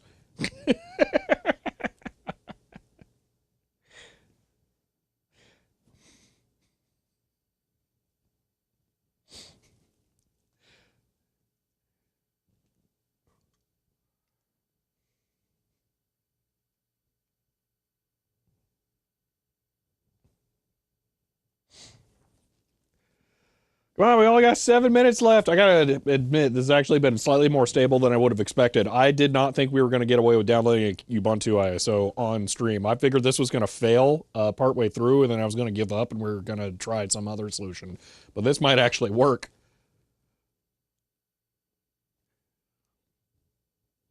Uh, 4K 27-inch is too much. I will agree, 281440p, you don't need UI scaling, and that's why I'm saying 32 4K might be it, because 1440p is a dumb resolution. Here's why 1440p is a dumb resolution. Since we got time to kill, I can rant about this. All right, GIMP. Let's have some fun.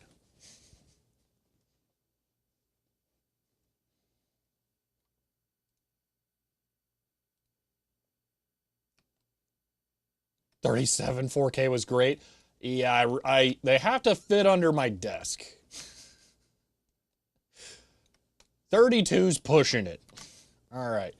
Let's go with 3840 by 2160. Okay, the perfect resolution is what this image is, okay? So we'll go ahead now and we will select a box that is position 0, 0, and we'll make this 2560 by 1440. Okay, so that is the difference between 1440p and 4K. It's pretty significant. So yeah, but I'm going to go ahead and fill this in with red. And I think red is perfect because that's the gamer resolution. So that's what 1440p is, okay? You cannot cleanly stretch 1440p onto a 4K display. It's not possible. You're going to end up with an approximately 1.5 pixel scale, okay? So you're going to get the worst possible interpolation. So 1440p, bad for scaling to 4K. Now, let's look at 1080p. 1920 by 1080. Okay, so we have exactly 1/4 of 4K for this. I'm going to make this blue. All right. So if I copy and paste this image data, it will perfectly fit per pixel between the right side of that and the edge of 4K. So it pixel doubles. All right. Why would you scale 1440p? Why is it a video option on YouTube? There are people who only upload 1440p video because they record gameplay footage like that. So that's 720p. 720p or 1080p, sorry, cannot scale cleanly to 1440p and is only, you know, the most common resolution. So the most common resolution does not scale to this one. So the nearest resolution up scales it poorly and the nearest resolution down scales to it poorly. So there's that. Now let's go 720p. All right. First off here, who actually uses 720p? What is 720p used for? So it's 1280 by 720. All right. This, that's not right. Why does that look square? On 0, 0, 1280, 720. There we go. That's better. Okay. 720 is for Nintendo Switch. Yeah, my stream's not really 720p though. It's like a whole complicated thing. Everyone 10 years ago. No, I disagree. Okay, we're going to make 720p green. All right. Boom. 720. Okay. 720p is actually 1366 by 768 or something? No, it is not. That was a separate PC standard resolution, which is more common than 720p. So the thing is 1280 by 720 is Blu-ray. All right. It is a standard. Well, it's not even really Blu-ray. Yeah, I don't think Blu-ray was ever that. 1280 by 720p was the cheap TV resolution for people who wanted widescreen but did not want to pay for full HD. All right. That's that. 1280 by 720 was at no point ever a standard desktop computer resolution because we had 1280 by 800. We went straight from 800 by 600 to 1280 by 800. So this, not a computer resolution. There is no computer-based media that you are scaling to these resolutions. So when you say, oh, 720p is half of this, you know, oh, cool. Didn't we have this argument yesterday? No, we didn't. You say 720p is half of this, that means that it's, you know, better. No, it doesn't. Because you know what? 1280. Oh, ooh, I almost got there. If we take this, copy, paste, and then we move this here, pop this perfectly pixel aligned, bam, all right, and we take it one more time, and we put it here. Boom. Oh, wouldn't you know, 720p also perfectly scales to 4K. Huh. So the one resolution that scales to 1440p cleanly also scales to 4K cleanly. So why again does 1440p exist? What is it good for? Nothing. Nothing at all.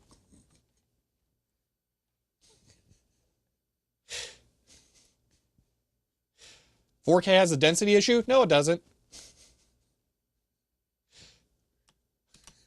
Digital Ice Age, are you expecting me to go, huh, like that?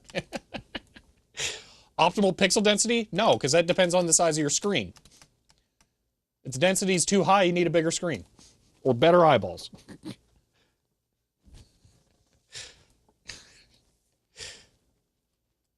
NTSC, no. For 4K, you need a beefier system to play games. You don't have to play them at 4K. You can lower the resolution. The scaling will be terrible, or you can turn on the graphic settings.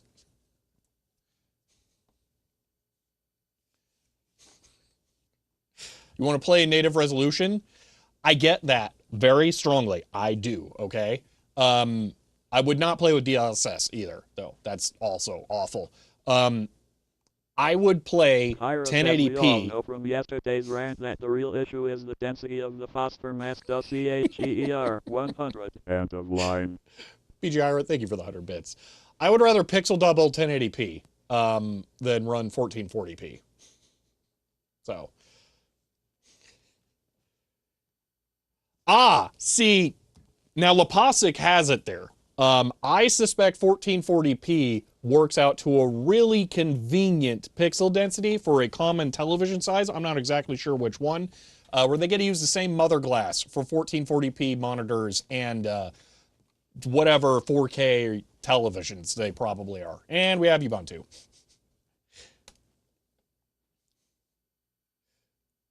Let's just go ahead and copy that. We actually managed to do it. But yeah. There's my rant against 1440p. It's dumb. It doesn't need to exist, and there is no benefit to it over any other resolution.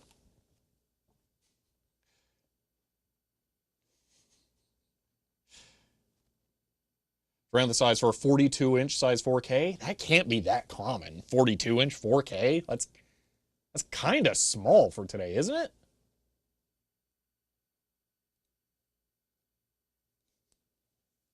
1440's native resolution on your cell phone. I'm going to give all cell phones a pass because they're super weird.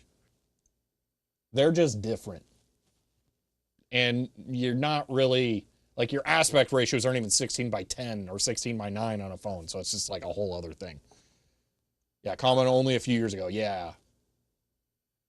You have the same Dolphin setup with the split. And I mean, I usually run that. But yeah, Dolphin is the best file browser by far. Benefit is for pixels for office work without the 4K price. You can get cheap 4Ks.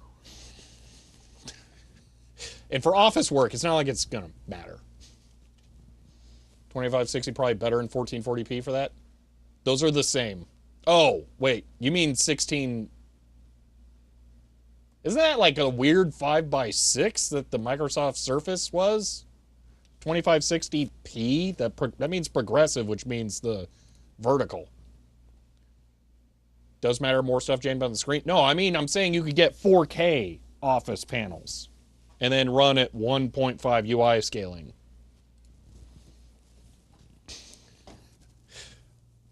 I don't see why anyone needs more than 640 by 480. All right. Back to this. Back to this. Okay, we're going to install Kubuntu 2410 on this thing. Oh, this thing provides power to the USB ports while it's off. That's convenient because I'll be able to set up the ISO.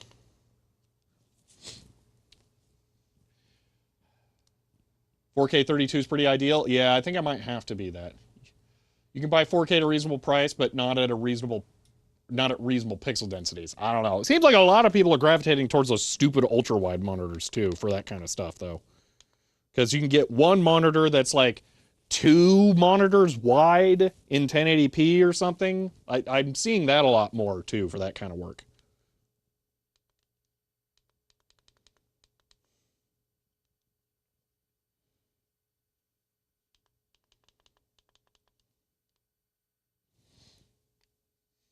And curved idiots? Yes. I mean, I'm not going to disagree. A curved display is stupid.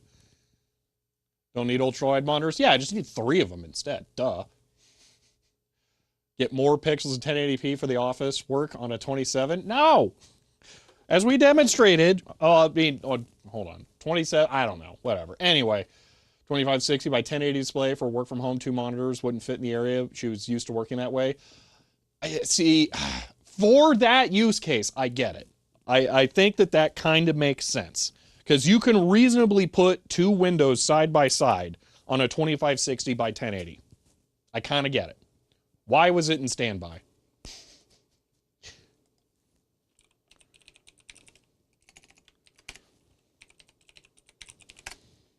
Also, did it just say I could scan my fingerprint on what?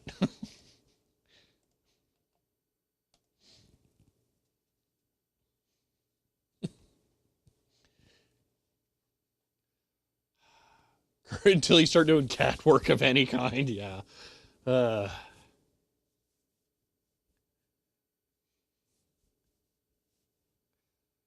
larger diagonal size is meaningless, though, when it's just 2 monitors bolted together.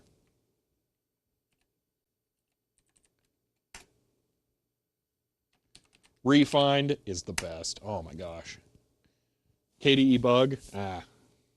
Fingerprint scanned via floppy head. I love it. Oh, stay hydrated. That's why you just buy all the monitors at the same time.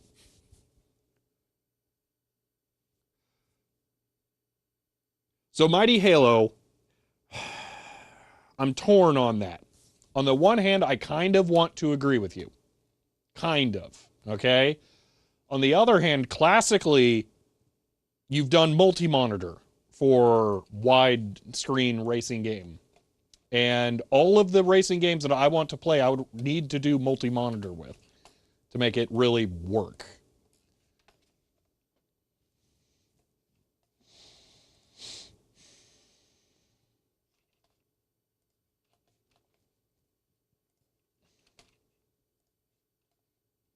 Two identical monitors. One was red and the other was blue. No settings would fix it. That I would fix it somehow, but I get it. It's kind of, it's a pain. All right. This is edit. This is boot. What was it? Boot or boot EFI? Oh, no. I think it's EFI. Hopefully. Boop. It's only 100 megs? Wow, I screwed that up. We're going to mount this as this format.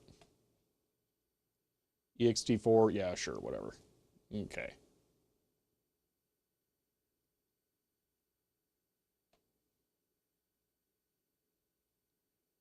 Triple racing setup. Oh, I don't want televisions for that. That's too much to have to own. Okay, well, if all the kernel nonsense is on there, hopefully it'll be okay. Okay, and EFI system partitions necessary. I mean, must be at least 300 without setting up EFI system partition. You may, what?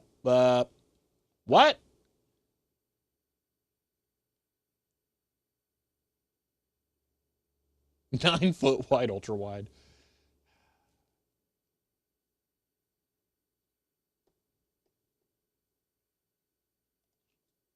I mean, it's working right now with KDE Neon. How is this a problem now?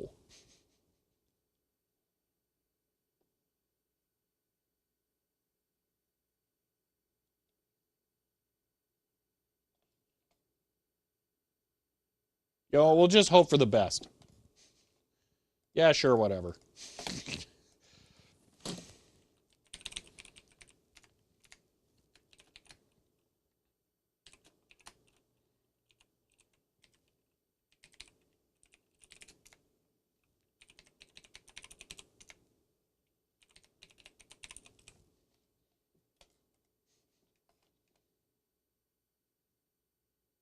Use fresh spare SSD. This is an M-SATA SSD. Why is it leaking your password? Yeah. I don't exactly have a bunch of M-SATA SSDs floating around.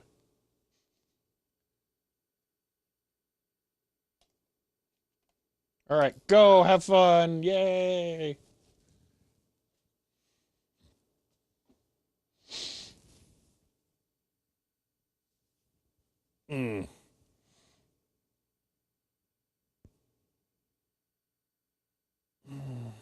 This is dual booting? Yes.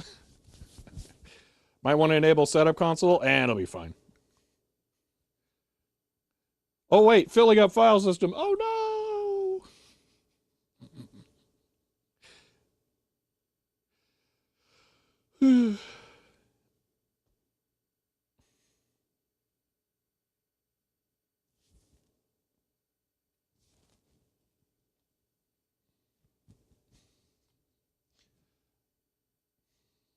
Stomazable desktop.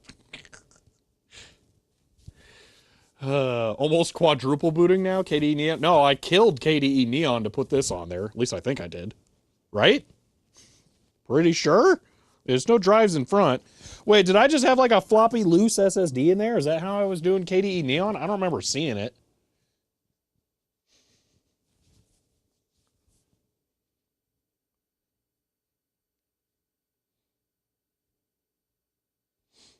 At this point, I could probably clobber the Windows OS install and be totally fine.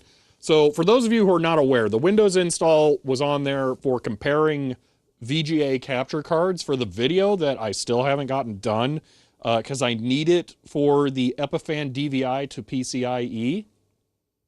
So I need it only for that. But at this point, I could just install it on an SSD in the front dock and that'd be fine. So it doesn't need to be on there at this point.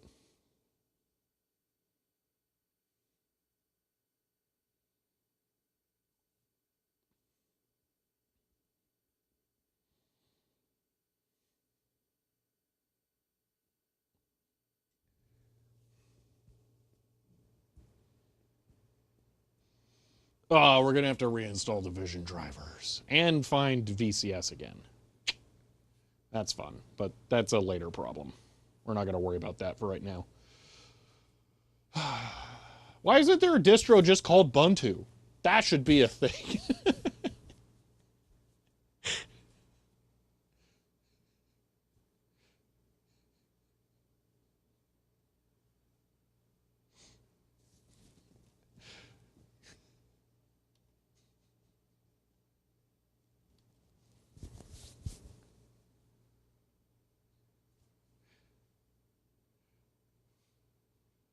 Ubuntu server should be called Ubuntu. Says I expect there to be a distro called ZOS soon.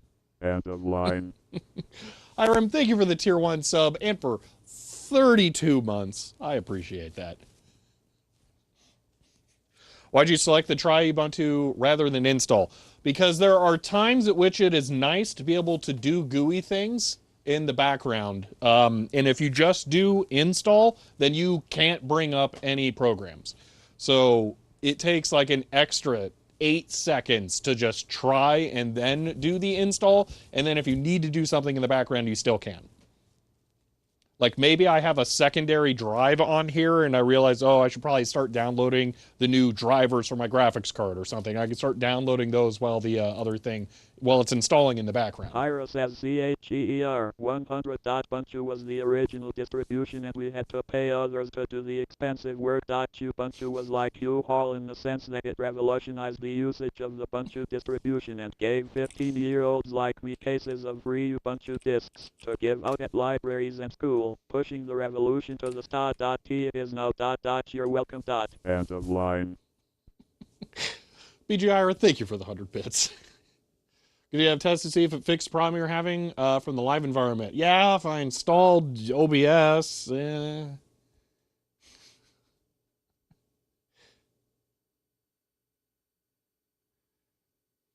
don't know what you wanted out of LSBLK. Oh, to see if there are multiple drives installed. Looks like no.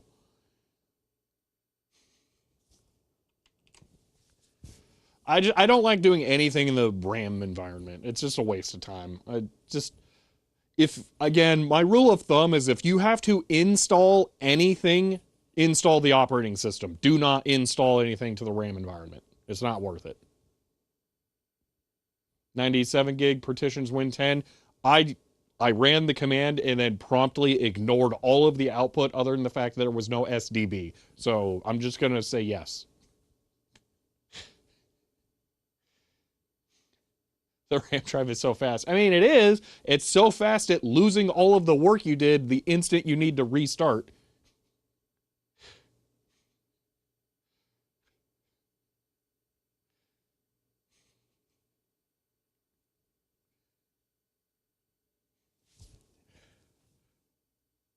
Battery-packed RAM drives? Do I have one of those?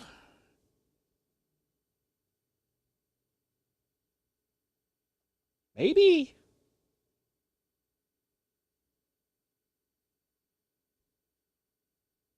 I don't know. It feels like something that I might have somewhere.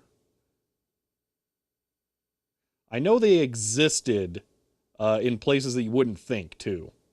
They were a thing. But, you know, only when it was like 640K.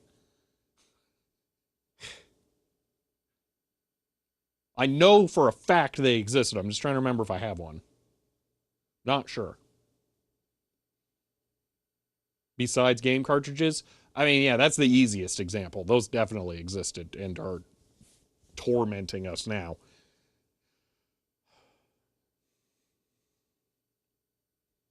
What is that search thing? I have never seen that before. That looks horrendous. That looks like GNOME 3.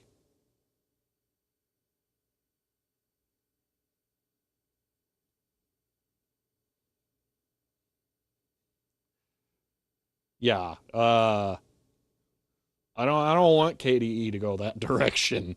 I will be very upset. Never seen that search screen? Okay, good. Did you just say GNOME? Yes, that's right. I should pronounce it GNOME to give it the proper disrespect it deserves. You're correct. Yeah. I don't know. I accidentally slipped and started pronouncing it correctly today. I think it might have been that someone I'm less familiar with asked about something like that, and it's easier just to pronounce it correctly when we're talking with someone new. I think the only thing I won't do like that is calling it GNU Linux. All right. Restart. Let's see if it worked.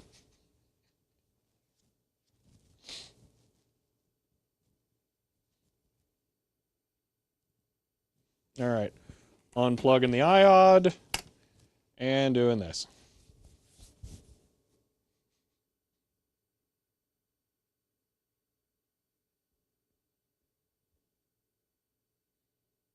Willykin, we're installing Intel today, so neither.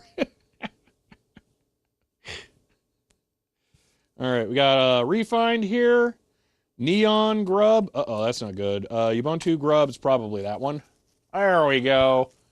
This doesn't tell us the Kubuntu version, but it's probably fine. All right. I don't think we've done the, like a proper version of this before, all right? While this does its like first time boot up or whatever, here, let me explain the GNU plus Linux thing, okay? So, there are 4 groups that you can divide everyone into, all humans on the planet when it comes to GNU plus Linux, okay? 4 groups.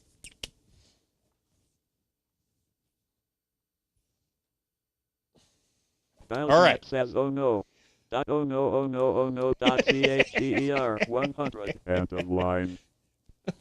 So, here are the 4 groups, okay? Those who know, or those, let me phrase that. Let me talk about it this way. Those people who care about GNU plus Linux, okay? Those are the ones who want you to say GNU plus Linux, okay? The people who care, and then the people who just don't care, okay?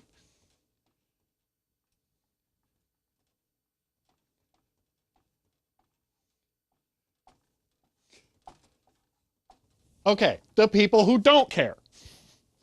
Then we have the people who know about it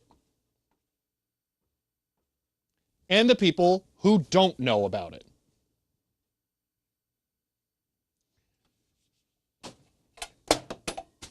Well, I can't erase anymore, so I have to be perfect from here. Okay. So, we have 4 groups of people. The people who know and care about it, they're going to say GNU plus Linux, okay? They're going to say GNU every single time, all right? The people who don't know and don't care are just going to call it Linux, okay? That's me, okay? I'm in that group. This is the much more interesting group, okay? So let's say people who don't know and don't care, all right? No, let's go don't know and care, all right? But, well, see, this is where this gets really interesting, okay? So this is why this isn't worth pointing out. If you're trying to tell someone about GNU plus Linux or however thing, okay, you're talking to this group of people, all right? The people who don't know and don't care, or I'm trying to think about the best way of phrasing this. Yeah, the I don't know and I don't care group is Windows users, okay? Basically, you could put Win here, all right? They don't know and they don't care. And you're not going to be able to convert these people into these people ever, okay? The don't know and don't care group, though, or the people who don't know but will care group, I think is 0 people. That's why it's not worth pointing out. All right? Generally find that not knowing and not caring is a win. Yes. Yes. I would say that the quadrant of people who don't know but would care is 0 people. This is starting to sound like unknown unknowns. Unknown unknowns are definitely a thing. They are. You forgot the Apple users? Apple users don't know and don't care because they're Apple users. Okay? But that's what I'm saying. There is no reason to point out to anyone about GNU plus Linux because they either already know or they don't care. And no one who doesn't know is going to care. So there you go. There is the GNU plus Linux spiel.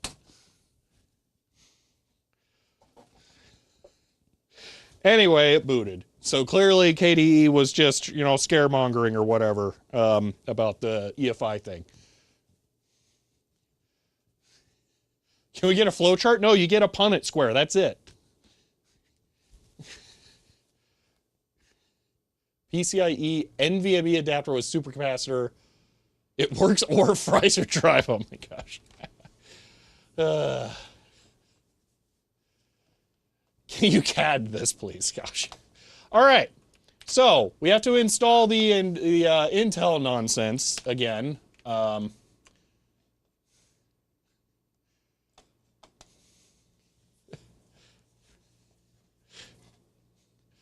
Which ones are the green peas and which ones are the wrinkly peas? Yeah.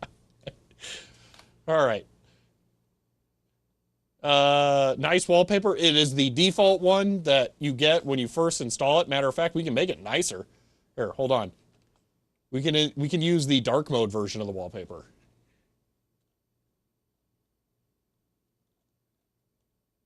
Yeah, this. Wait, I never noticed this before. What? I was kidding when I said it was the dark mode version of the wallpaper. It's literally somehow coded as a dark mode version.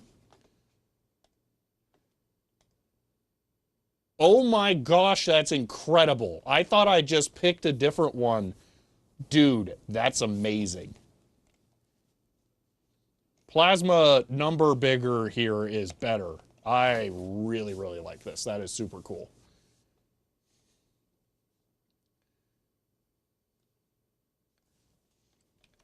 Okay. Sudo Sue, just because if I'm not consistently inconsistent, people start to get concerned. All right.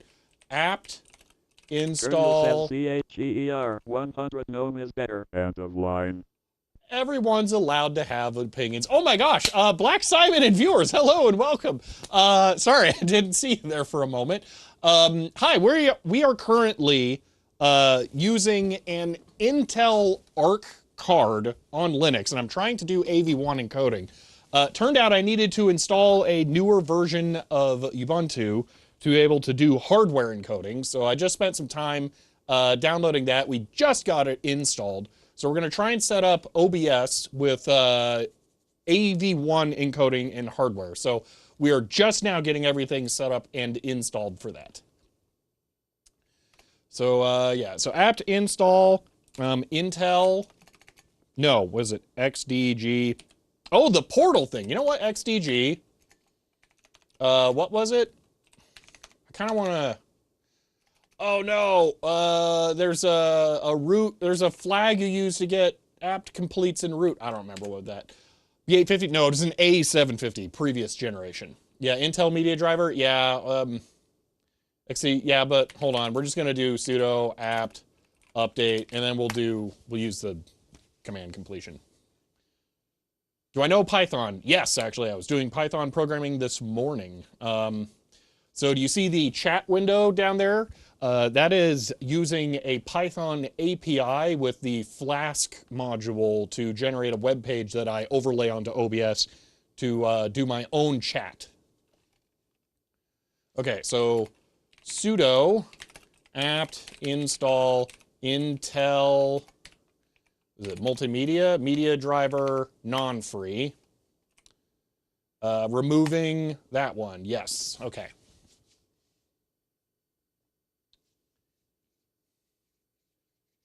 Let's see, barely got iGPU encoding on 28204. Let's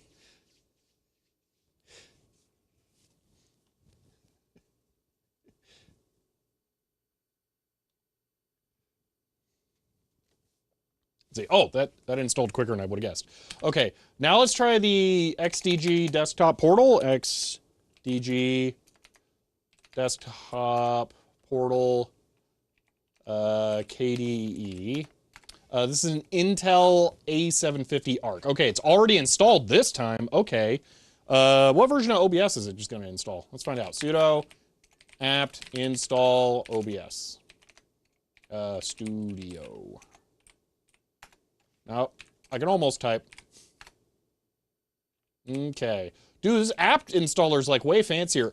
Oh my gosh, this is so nice. Having them be colonnaded. End of line. Lady Ironborn, thank you for the tier 1 sub there and for 34 months. I appreciate that. Let's see. Tell them about the DisplayPort to DVI thing I had to use. Yeah, so apparently the Intel Arc cards only output HDCP video. So I'm currently using a DisplayPort to DVI adapter to strip out the HDCP so that I can run it through my Extron scaler and then have it go through my HDMI capture device. My Extron scaler can actually work with HDCP, it turns out, and so does the monitor I'm using here, but my Blackmagic broadcast scaler, or HDMI capture interface thing would not. So, yeah. All right. I didn't catch which version it installed. OBS Studio 3002? That's probably new enough. Okay, let's find out. Multimedia, OBS. Alrighty. Just cancel. I don't care about any of that. What microphone does it? Oh, it's probably the USB thing. I was going to be like, there's no microphone. All right, let's do a window capture just for giggles. Wait, Pipewire instead of V4L? I did not know that was a thing. Screen capture Pipewire just for giggles. Oh my gosh, it actually worked. Whoa.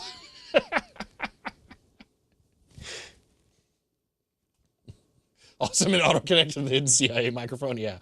Okay, That is a lot better than the earlier time we tried this. So that's functional. Okay. We're not going to use it. Bye-bye. Because instead, should we try the Pipewire video capture? This feels so wrong. Turn on camera. Sure. This thing? I mean, yep, there we go. Okay. We got to pick our resolution. So it's 1080, 1920 by 1080. This matters? Why? Oh, no. Is it being weird? Okay, this may not... Wait, why did that work? 20, 12... Okay, there we go. Oh, that's awful. What? Why is it so stuttery? Ugh. Oh, I left it at...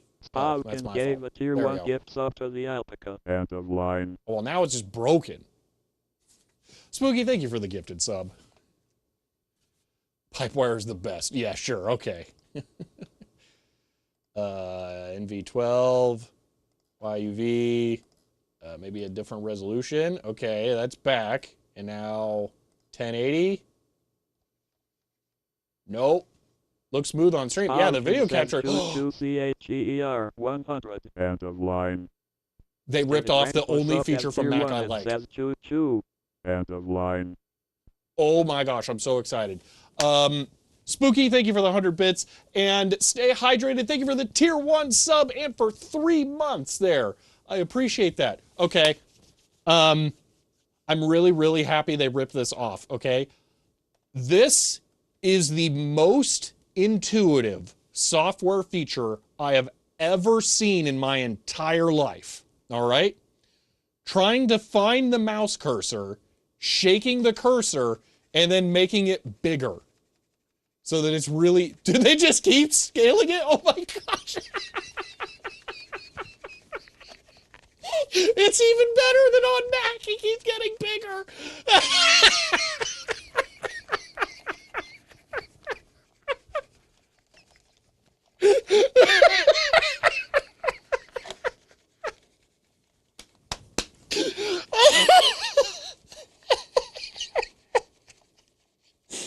Oh my gosh, this is amazing.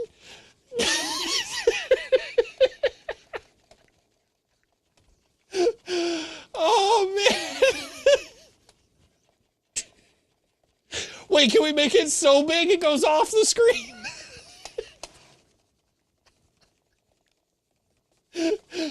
Oh man.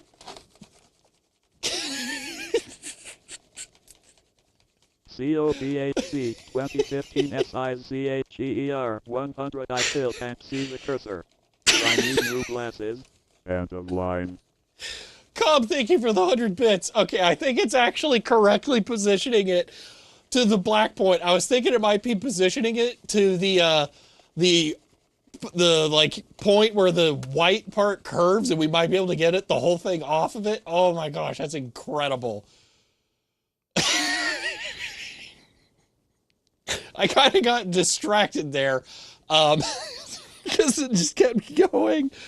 I think this is the single best software feature for a human ever made. It is so intuitive. Dude, that was incredible. Hawkins says full screen cursor or full cursor screen CHER 100. End of line. Oh man, Cobb and Spooky, thank you both for the 100 bits. Distracted on this stream, yeah. Oh man, Windows pointer radar thing. Yeah, I think you can press like Alt or something and it like ripples out from it. That one's pretty good too. It's an accessibility feature. It is. It's really good though. It's super intuitive. About the only intuitive feature on macOS? Yeah. Control, okay. Oh man. Yeah, it grows in size when you shake it. Is that a KDE only thing? So the first operating system I know of that implemented that was Mac OS X. I don't know if anything else after that copied it beyond KDE. I didn't know about this until just now. Yeah, that was incredible. Anyway, this isn't working with Pipewire, so we're going to kill this and then try it with V4L. Oh man, that was awesome. Douglas McDodgerson says CHER 100. Are we hype training again? End of line. It seems we may be. Thank you for the 100 bits, Dogface. Okay, resolution 1080, frame rate 60. Bam, that's working just fine. There's a slight delay. I might be able to disable buffering. There we go. I mean, there's still a delay, but whatever. Okay. Oh my gosh, that was awesome. Sync is an issue. Gave a tier 1 gift sub to 2 viewers. End of line. Oh, it's so nice. Thank you, Dogface, for the 2 gifted subs there. Oh man, dude, it's so nice to have that feature done. Like it was kind of. Ultimate gave a tier 1 gift sub to 5 viewers. End of line. Ben, thank you for the 5 gifted subs and getting to try that for the first time for real now. Oh man. I will kind of miss the sub bombs. I gotta be honest. They were like kind of janky and fun, but that is really nice to have working. Linux Mint does have, or Cinnamon has the cursor grow. That's good. I hope everything rips it off eventually. Your implementation at least read out the list of names too. I mean, I could do that. I feel like it kind of doesn't matter for like multi-gift subs because you can't target them to people, so it's random. I don't know. Not the cursor grow, but the cursor find on control. Oh, okay. That's good to have that, but this is the better one. I thought it was KDE before macOS. Everything from KDE gets copied to other OSs and DEs. Now I'm pretty sure this was Mac first. True, but it was fun. Yeah, I can see that. All right. Let's try it. AV1 encoding. It's still not going to give me it in simple, I guess. Advanced video encoder. Recording. Video encoder. SVT AV1. I mean, what's Ford got to do with AV1 encoding?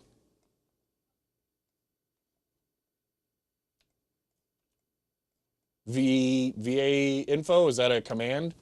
VA info.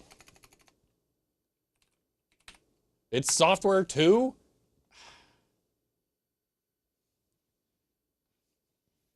Is CPU, okay. Sudo apt install VA info.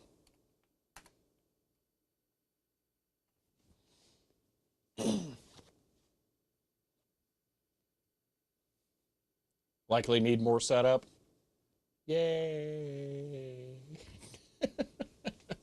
Looks more like Linux from the 90s. I mean, you can kind of get that on here. You go to game controller. No way!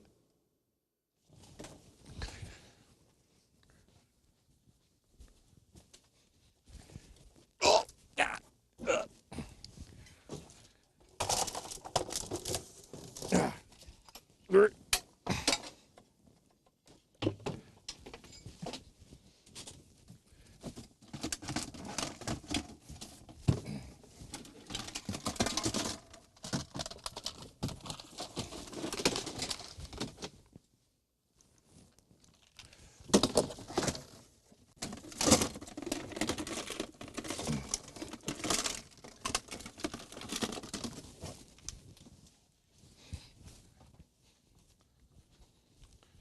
Did they first party JS test or what?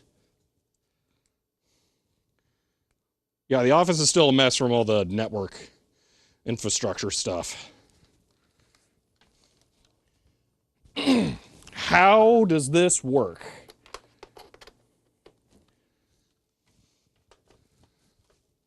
Okay, I think they first party JS test. I'm pretty sure that's what that is.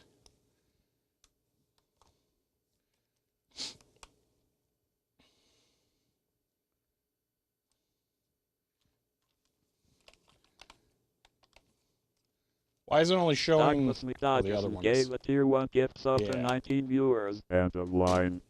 Douglas McDodgeson gave a tier 1 gift sub to Seika. End of line. Thanks, Dogface. You just had to figure out how to break it, didn't you? Thank you for the 20 gifted subs. Holy moly. Thank you so much.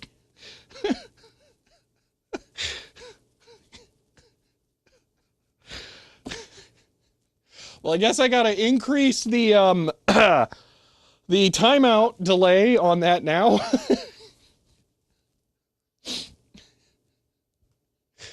Oh man. Thank you so much, Dogface. Yeah, if you're curious about the game controller, so that's this. You guys might remember the Xbox 360 arcade days. There were all sorts of like retro games being remade in like modern game styles. This controller is kind of the embodiment of this. This is an Xbox 360 controller. But you got Atari 2600 style joystick like that. You have an actual analog stick over there. This you can pretend is a rotor. I don't think it actually, you know what, is it? No, I don't think it is. I think it just happens to move. But you got triggers. These are not analog, or at least not showing up analog there. But yeah, this thing is really good. What's the name of it? It's just Arcade Stick. Mad Catz Arcade Stick. But yeah, it's I really like this thing. Anyway, that was my go-to game controller tester thing. But Helencroft asked if PlayStation 3 controllers will work. They absolutely should, because they're direct input, which is even easier. PlayStation 5 controllers work perfectly. Best part of 360 Arcade was the trashy indie games. That too, yes. All right. What was I looking for? Oh, yeah, I was going to go to the window theme thing. If you go to application style, you can do this. And then your UI elements. Well, I mean, OBS uses its own custom UI elements, but if you open something like Dolphin, you'll get chunky square stuff. So yeah, you can have that still. Anywho, let's go back to the modern one. Apparently we need to install other stuff. So, ow. Cool KD has built-in controller tester like JS Test. Yeah, I'm pretty sure it is JS Test. I am quite confident that it's just JS Test, like, forked straight into there. I'm gonna have an original Xbox controller with PC cable. I may have done something like that where I made a video about it even. Where that is, I'm pretty sure it's at home though. All right. FFmpeg VA API, that might be it. Let's look this up though. Intel Arc AV1 OBS Ubuntu. All right, that is what we want. Well, that works, so we're going to have to use that anyway in advanced mode here.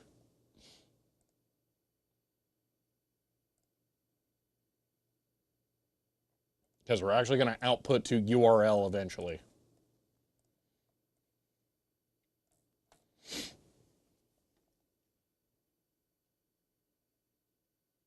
Wet, yes, you have it correct, that they were just USB with a different shape connector.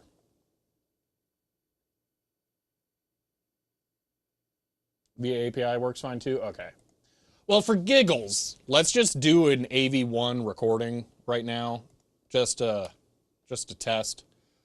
So that's the thing there. All right. You know what? Let me double check the output settings stuff. Bitrate, no, recording. Rescale output. Ooh, that got moved here? Okay, weird. Oh, because we're in output. Why are there two things here now? I don't like that. Set that to that. Set this to 60. Apply. Output, VA API, AAC. Oh, whoa, you can finally do other stuff, huh? I can do PCM. Nice. Then MOV. Wait, I can't do...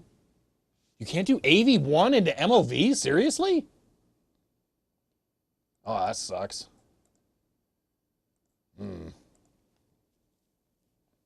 DSD.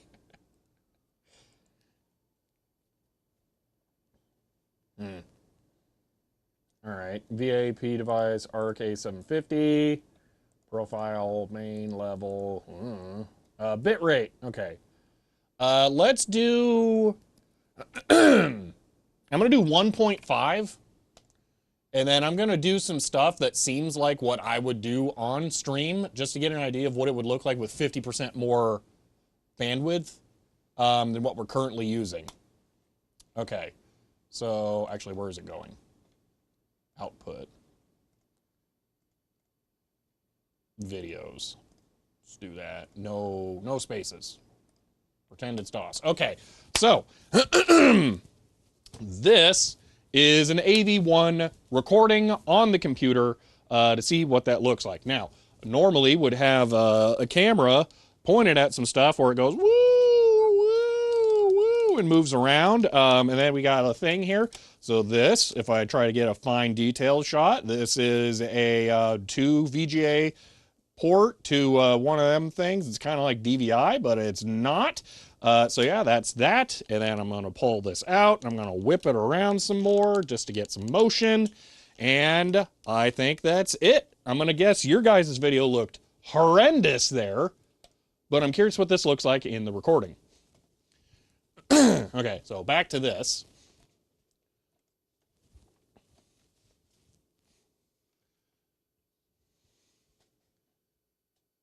Video quality, just a container. I mean, it is absolutely just a container. Okay. It's not that bad. We're getting used to it. All right. So, holy moly, that is so much better. Oh my gosh. That is insanely better. What? Whoa. I mean, you guys, it's not going to be better for you guys. This is just for me, okay? Yeah, it should look the same for all of you. This is just for me to see. Oh, wow, that is massively better. Okay, we're going to do one more test. I recorded at 1.5. I'm now going to do 1, which is what my current bit rate is.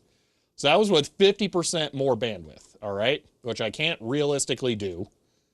But we're going to cut this. I mean, I actually might be able to do it. Okay.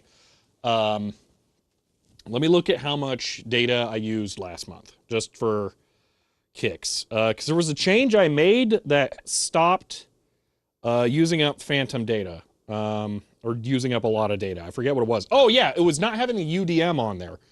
Because that used gobs of data for some reason, like 6 gigs of data. Why is my brain not finding Google Fi? Here we go. Okay.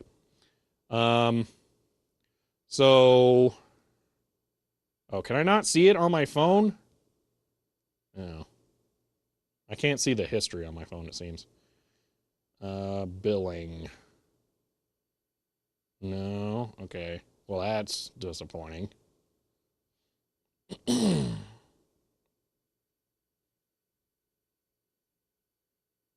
Well, to give you an idea, I used 4 gigs approximately each day for the 2 weekends.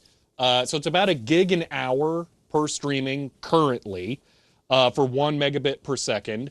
So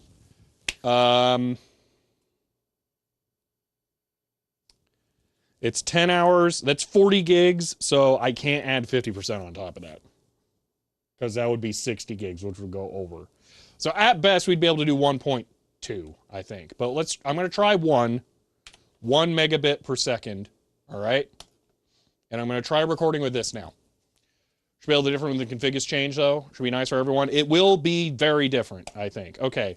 I'm doing another recording test. This is local. So you guys are still seeing garbage SRT MPEG TS. Okay. But on my end, I'm going to be able to see AV1 encoded video. All right. Being able to see what all this looks like. Okay, I'm going to give it a really hard, like all dark, low contrast image here. Okay, that's what that looks like. Move it around. We're going to be looking at some really tight things there. I don't know what I just did, but the computer just like Stopped outputting video? What? What happened?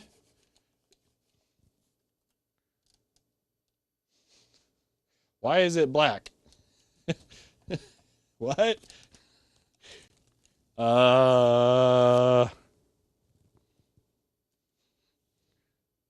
What just happened? Oh, wait, did I click a thing? What did I do? That's going to be the other computer.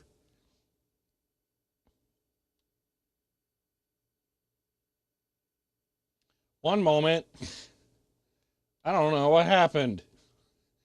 Bad ending, return of DHCP? Yeah, I don't know. I swear I bumped a space bar and then it just like stopped.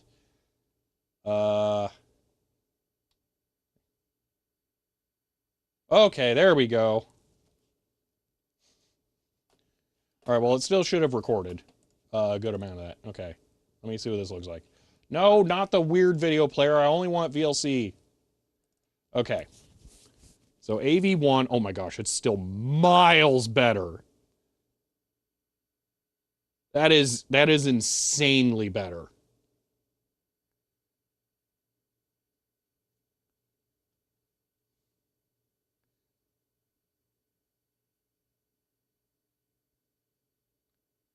Yeah, that is ridiculously better. It seems like the way that it handles iframes to P frames is different, and that's what the key is. Like, it's making better use of P frames. Okay. Now, when do we get to enjoy this allegedly better? So in theory, it should be possible for me to do this. We have an hour left. Okay. We're just using H2 MPEG TS. That's what I'm currently streaming with. So basically DVD quality.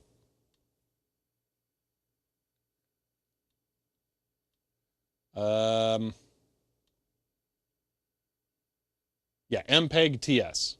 MPEG TS is not a codec. It is MPEG 2. There you go. Still DVD. MPEG 2. Yeah. Now the server needs to re-encode AV1 and H.264. It doesn't need to re-encode. No. Oh, I mean, I guess. Can you send AV1 to Twitch? I don't know. Okay.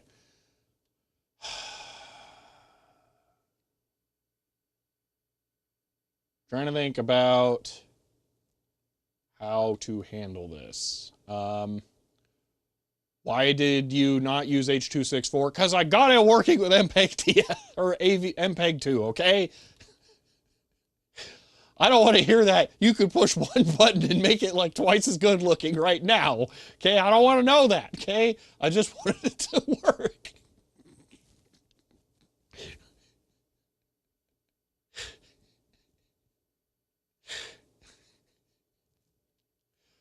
All right, here's the thing. I think I need can support AV1 in beta mode, but it's a bit stupid. You have to transcode all the stream. Nah, the pass. Okay. So here's the thing. I need to copy my WireGuard keys from this computer to this computer, reconnect to the server, and then start broadcasting it over SRT. But the thing is I got to figure out how to broadcast SRT first. So here's what we're going to do, okay? We're going to set up this computer to broadcast SRT to this computer. That way we can test that we can actually do it. Then we'll try doing it to the server, all right?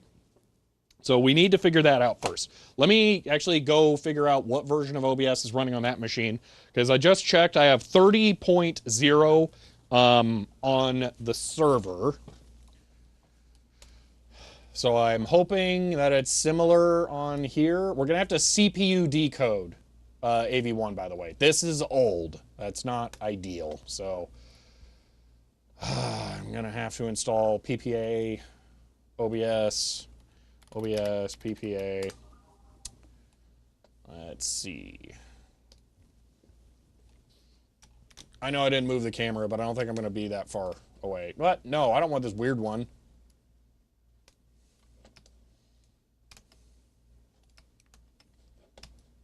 Okay, so I'm grabbing this, popping it in there.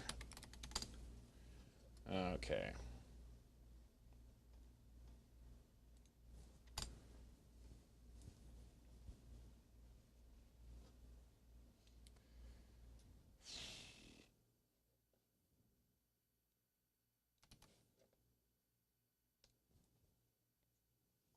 Yeah, I am using MPEG 2 for the encoding. Sorry for the confusion.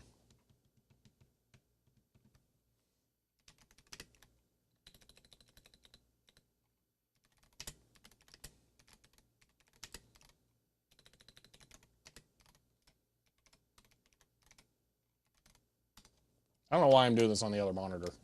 Oh my gosh, I gotta download a gig to upgrade OBS? Okay, well, we'll get that started going right now. Back to the other machine. We'll let that have fun.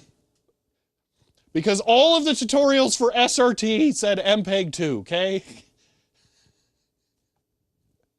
We can't use RTMP because RTMP sucks. It has constant audio desync issues. And every single time I tried to set up SRT, it was always MPEG 2.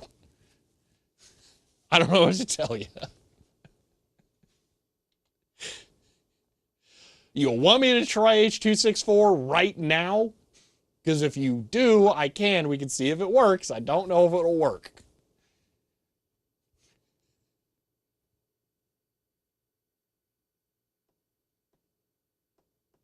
Let's... Oh, gosh. I don't think I can change the codec on the fly.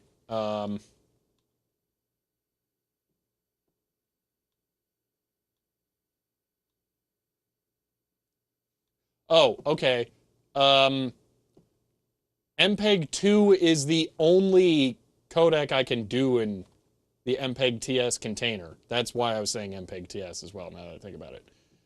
Codec requires restart. Well, it doesn't so far seem to claim it. How do I do this with SRT, though?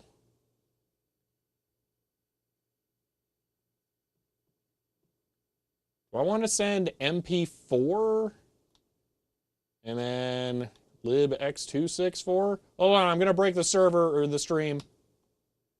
Okay. Wait, that like, maybe I got to...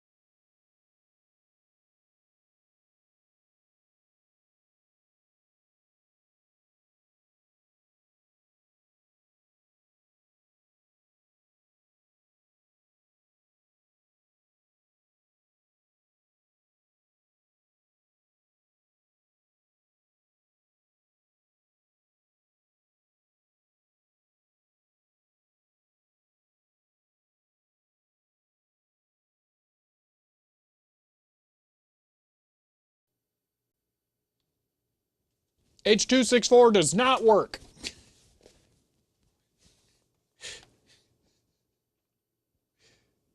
All right. I have no idea how we're going to do AV1 over SRT, by the way. We should probably look that up.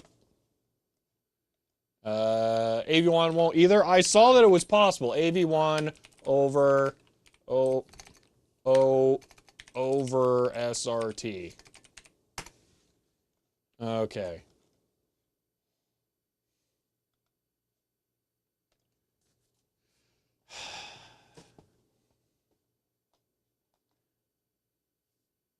Okay, this is a stupid thread.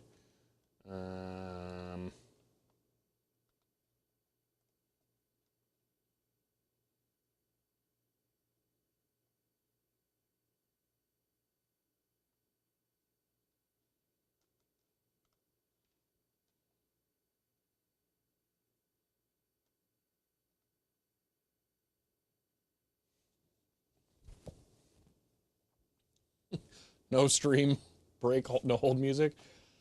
Hold music would be impossible because I would have to have logic in OBS where if no SRT input, then play music, and that's just not going to happen.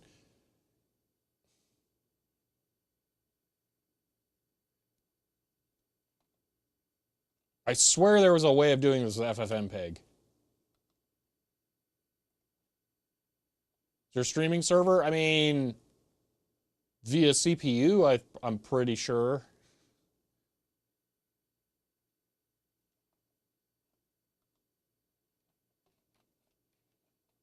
I mean, does that actually cover it, though? I can't click a... Oh, wait. I can.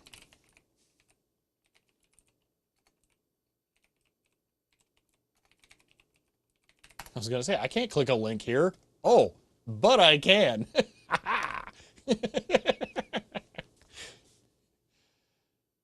Okay. Yeah, so you just use FFmpeg for this, though, essentially.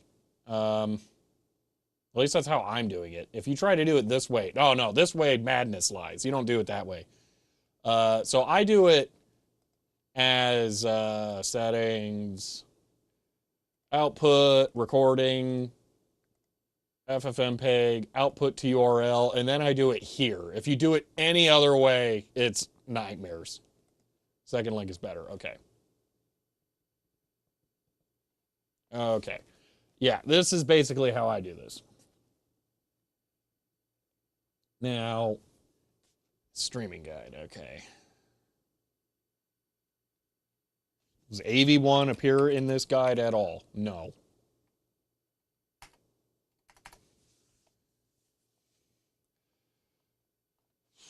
I'm pretty sure CPU decoding of AV1 is a lot easier. Yeah, this page is completely useless. Like, I've looked at this so many times, it's awful. Yeah, it hasn't been updated in forever, so I'm not gonna look at this one. You don't get anything useful out of this. FF endpoint, new enough to decode. I mean, I'm pretty sure you can CPU decode it. It should be good, I think, maybe. Hopefully. Knock on wood. Worst case, absolute worst case, I do have a means to decode it in hardware. Because the second server is running at the office right now. There's a port open to it that I can run OBS on and just send it direct, okay? I don't even have to do VPN, but I would prefer not to, like, do that.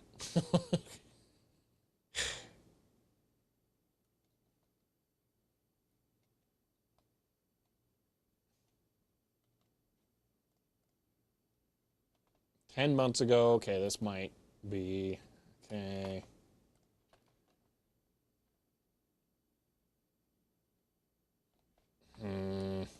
Okay, let's try this.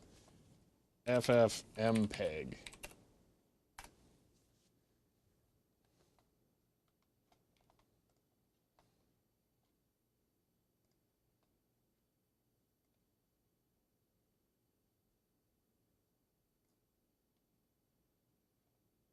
RTSP.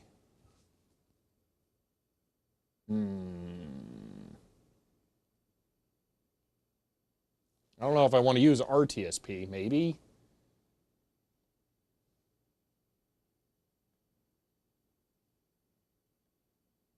Okay, they've been able to do that. If your workflow is flexible enough, switch either. You can change sending. Matroska, okay, MKV, IP port, both respectively.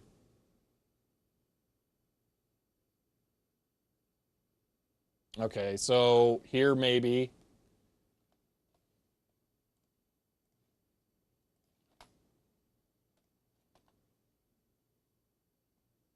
Wait, why did it open it over that tab? That's really weird. Yeah, that's the standard stuff there. I wonder if MKV could do H.264. Okay, we're going to try one more thing here really quick, just for giggles. So for those of you who don't know, Maybe I can show this. All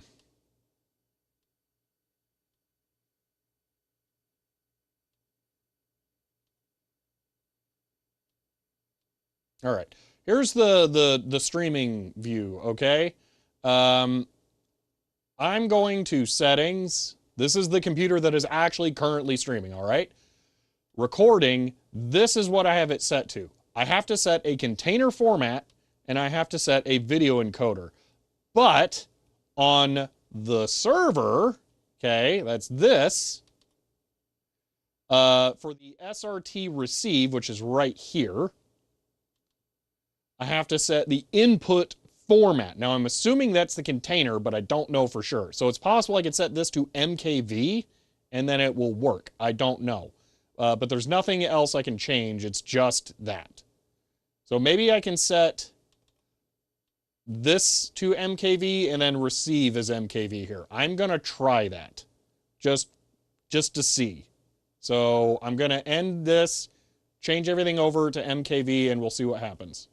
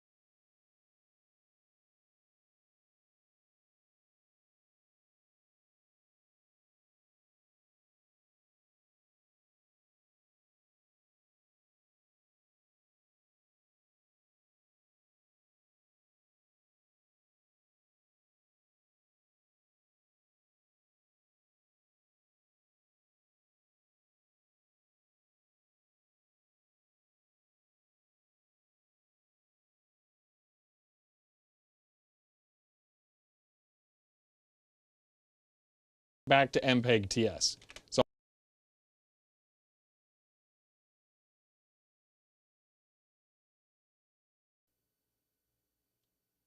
it interrupted it there, as you saw, okay? But it goes right back to MPEG TS. I didn't change any settings. So it is not possible for me to change it from MPEG TS for some reason.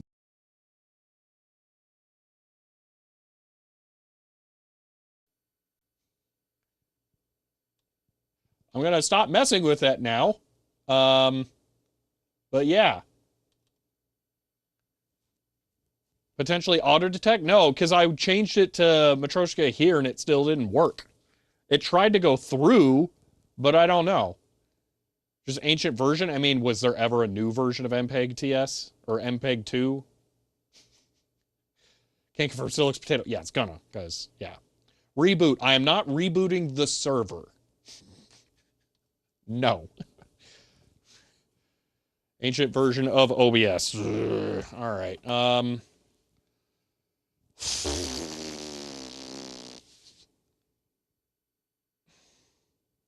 WebDude says reboot the server. Pass. Huh.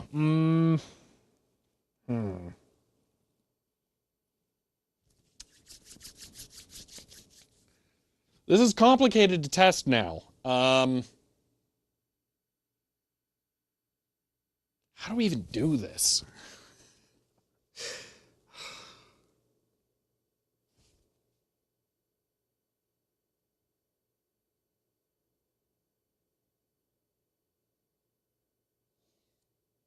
I think I might need to generate a new set of WireGuard keys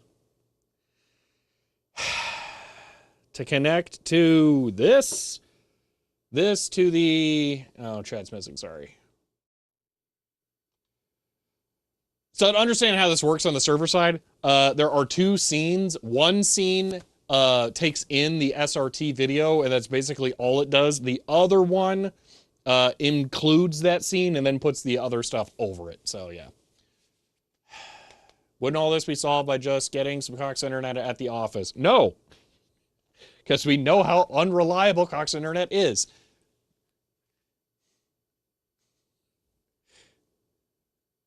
First test locally, yeah. Well, we're still waiting on that. The other computer is still working on downloading 1 gig of files. Yeah. That's, yep, still going.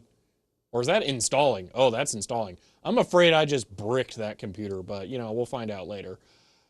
So, yeah. So we're going to have to set up SRT streaming here. So, time to lobby the office owners into fiber. I have started that petition, but we'll see where it goes. So, all right, we're going to try, because we're going to do all this from scratch. So, we don't know, Royal We, however, DZI both have a, no, we know. We collectively know, because I have shown it before.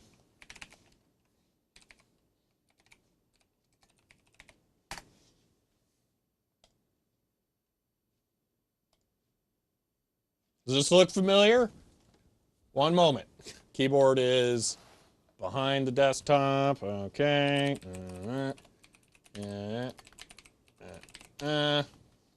And then it's a one of these kind of things where I do one of those followed by one of those, and then you got to and then in. All right. And then if I go here, internet uptime, it says 99%, but it's a dirty liar. 1 week.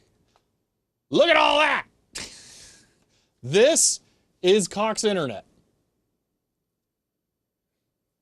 Free Wi-Fi router? Is it really though? I thought that, man, that was such a long outage. Holy moly. But isn't this representative of Cox service?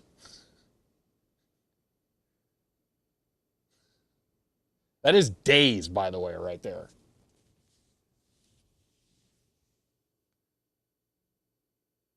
It's not a liar. You chose the window. In the 2 decades I had it, I'm not sure what you mean. My home internet goes out all the time. I would say this feels about right for my home internet.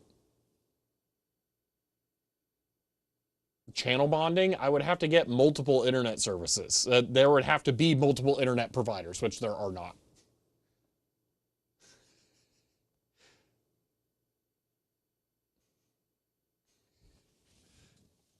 I didn't even know that this was going to be in there. I was just going to point to these small ones that are like an hour long. That's insane. That was 2 days. Yeah, this is why I am not willing to pay them money. Armored fiber, run it yourself. City won't notice. To where?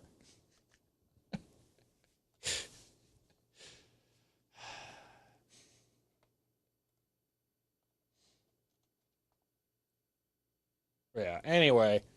So that's why, yeah, I've offered you my credit card before. Yes, I know. No, we're not doing that. Anyway, we're gonna, let me copy the output settings from here.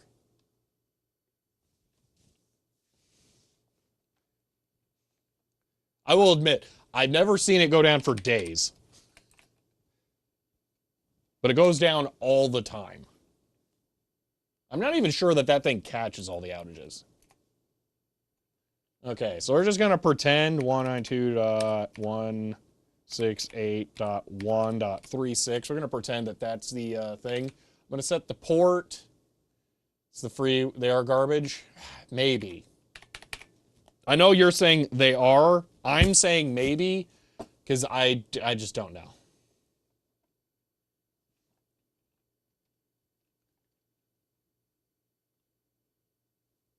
Okay, so we want that, and then mode equal caller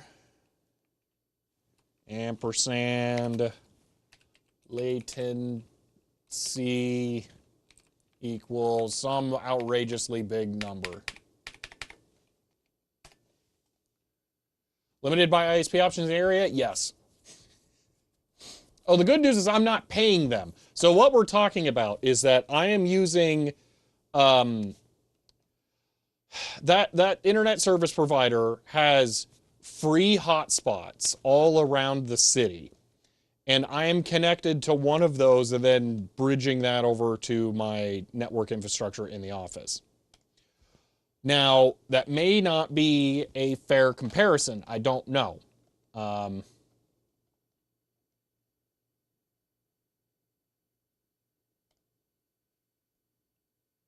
Okay, what do I do for VA API here? For, we'll just set it as H.264 at first, just to test that the MKV thing will even work. So libx264. Yeah, it's not free hotspots. It's someone else's router that has a second network restricted. Yes, that's the thing. That's what I'm assuming, Dogface, that router is probably in this building. That's why I'm thinking that. Or that it should be representative. Because I gotta say, this building, really good at blocking signals from coming through it. So that router is almost certainly in this building, which is very representative of the internet quality here, to me. And no one in here is doing very serious network stuff. No one. Latency with an E. I wasn't paying attention. It's probably not supposed to have that there, is it?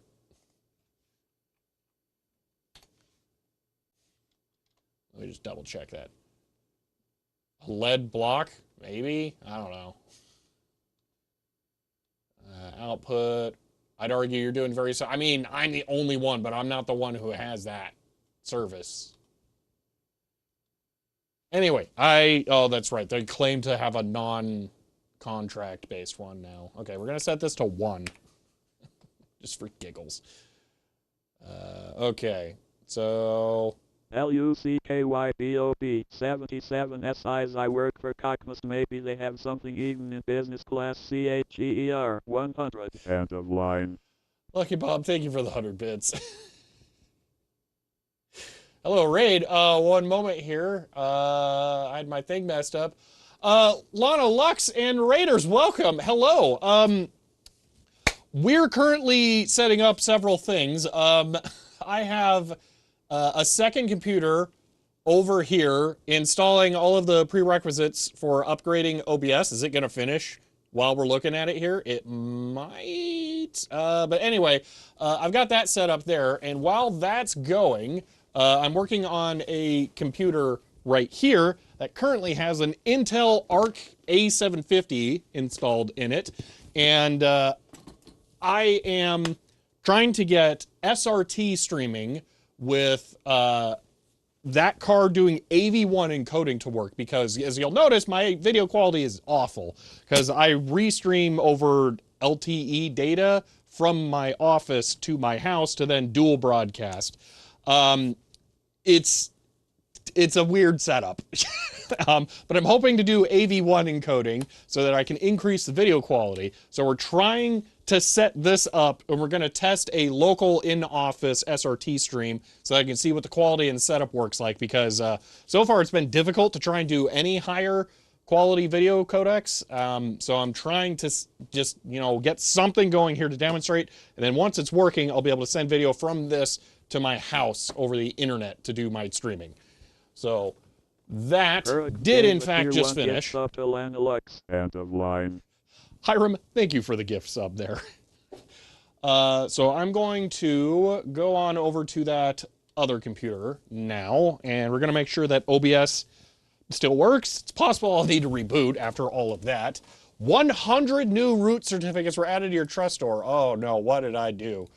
We AV1 yet? Yes, we have. It looks insanely better. Just mind-meltingly so much better. I locally recorded AV1. Wonder if using NDI would be a better option. Failed to initialize your video may... Oh, I think I need to reboot.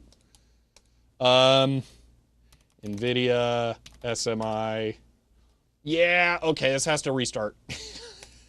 Which... sucks because I think takes 6 minutes to reboot because it's a server in a workstation chassis, essentially. So let's go back to this machine.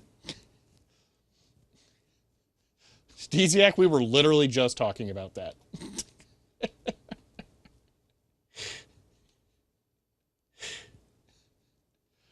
SRT is great over the internet. Yes, I've been using it. It just, I should be able to bump up the quality. So actually, let me double check a thing here really quick. It is on the sending machine, you put the destination IP. Yes, and then on the receiving, you put its local IP, right? Chat's going to go away for a second because I got to look at this. Yes, you put its local IP. Okay. All right. So you only ever use it in the LAN, so sub 5 milliseconds latency? Yeah. Well,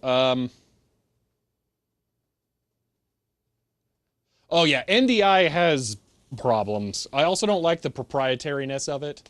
RTMP is a more traditional way of doing this, but no matter what I do, it always has audio desync issues. One of them runs away from the other every single time, and it's super annoying. Blair's fires up at tier 1 and says, oh hey, I have no idea how long 33 months is in years, and I CPA to do the math or it. Anyway, enjoy the continued sub. End of line. Flarespire, thank you for the tier 1 sub for 33 months. I appreciate that. OBS teleport. I don't know what that is.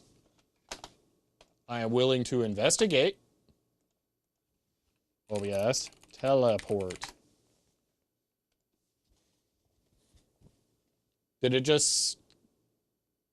skip over Google? Oh, yeah, it probably did. For, hey, assistant activation word names.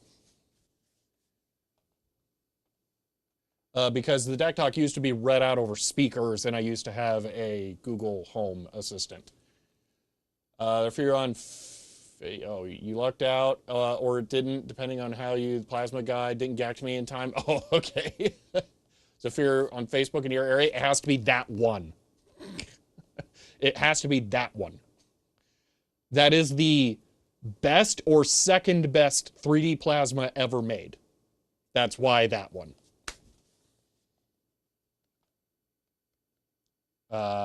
Let's see. Thought I just goofed up. No.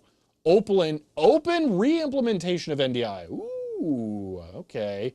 NDI-like replacement. Pretty simple, straightforward. No NDI compatibility in any form. I like it. Don't want to violate those patents there. That's probably VT50. I don't know the model numbers offhand, but there were people comparing the two different ones, and it kind of traded blows in different ways. So, I don't know. This is an alternate option for stream setups with multiple machines want to transmit OBS studio scenes in the main streaming machine in a LAN. Okay. Huh. Go to download. I assume it's going to take me to GitHub. Yes. Okay. What are we looking at for 200 commits? Last commit 3 weeks ago. What OBS requirement is there? Does not say. Okay, Windows installer has a plugin. App data directory of previous install. Make sure to remove the old plugin. Okay. I'm listening. How does this work, though? What is the encoder? SRT is designed to be used over the internet, while NDI is supposed to be used for LAN. Oh, yeah, absolutely. Linux x64. There's also Linux Raspberry Pi. Okay, I'm going to close this. I'm going to take a gander at this, because I'm all down for not using SRT, because the only thing that's worse than RTMP is SRT. It's just terrible all the way down. Okay, so we got to make a plug-in. Oh.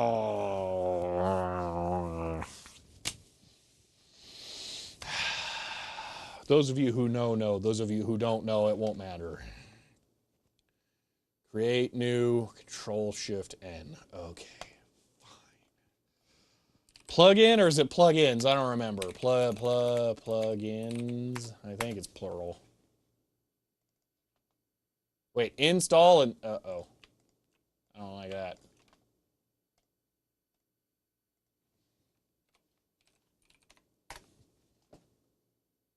Oh. Well, okay. It just did it anyway. Sure. Why not? Oh my gosh, why don't you just put the folder in there if it's just one file?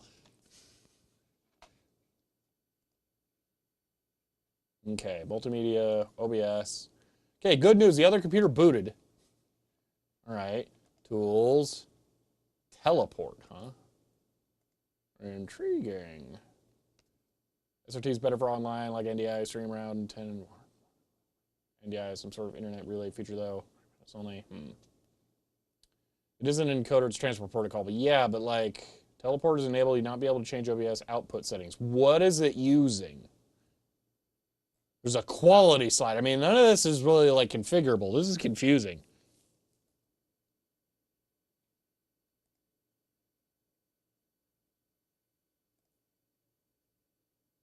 I don't think I clicked quit. Did I just click settings and it crashed? Maybe I clicked quit.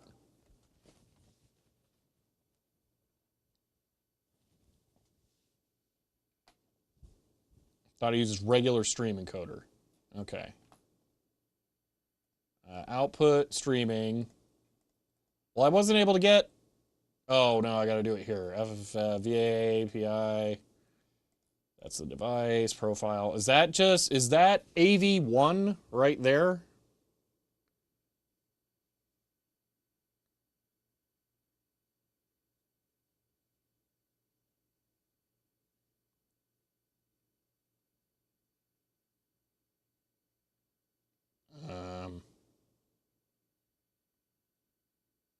Oh, I was getting re-notified by like the stream having set. Yeah. Your encoder is set to H.264. Encoder. Okay, so I just don't have, I can't do VA or AV1 then with the regular stream settings. Is what I'm getting to.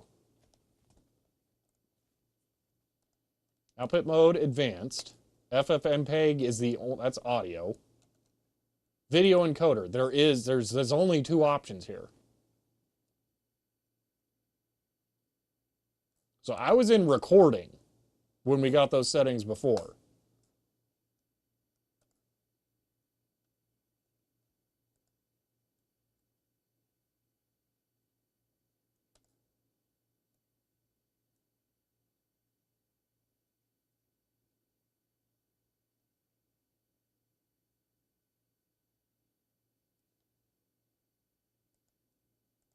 We did AV1 recording with the settings here.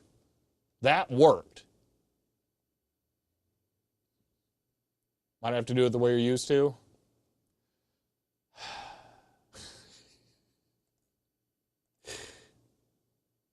I don't want it. All right.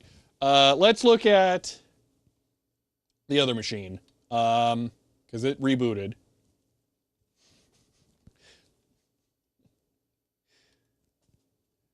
No, we're not going to send AV1 over MPEG TS. Don't worry. That's not happening. All right. Get this out of here.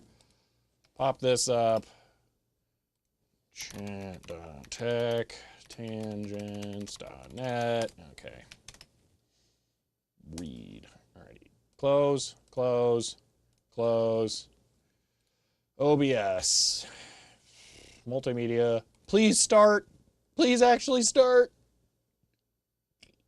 I'm not confident. Oh, no, no, no, no, no. Oh, wait. There we go. 3-2. Close enough. Okay, so that'll work. We're going to have to SRT receive on this. I can't believe that it even worked. We're going to make a new scene. SRT in. Oh, gosh. I don't want your what's new. SRT in. Okay, IPA. Did I remember the IP address? I did! I got it right! Okay, so there's that. We're going to add VLC video source, I think. Or is it media source? I don't remember. Use FFmpeg codecs and check AV1. We can try that. Might also need this. And, well, we need OBS too, so we're going to have to bring that back.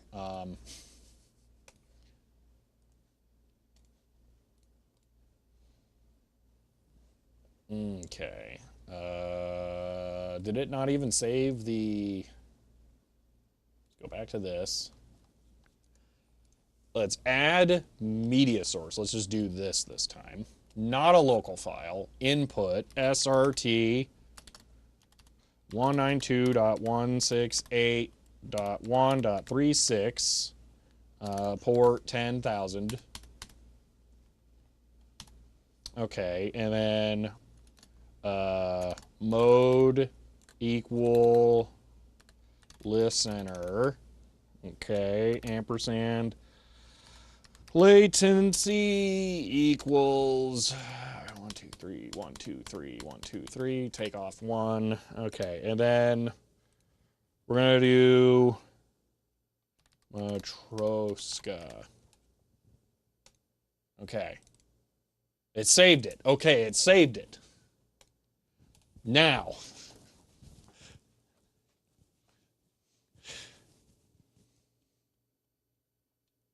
back over to not that. Wait, what's... Oh, that's the server. I was like, what even is that? Back to here. Okay. We have it set to Matroska, X264. Okay. Start recording. It's not working.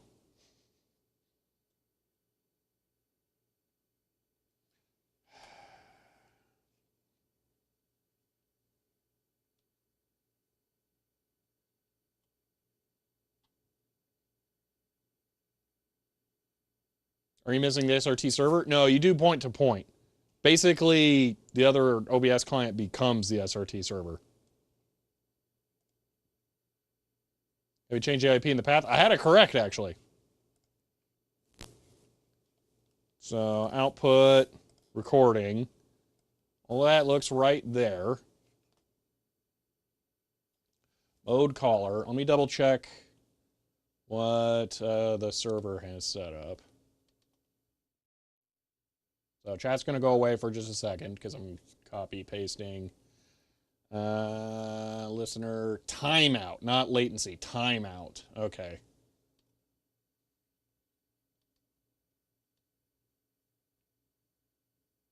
I don't think it really matters, but it is mode equals caller. And yeah, I don't mind walking back and forth. It gets me exercise, you know. It's good.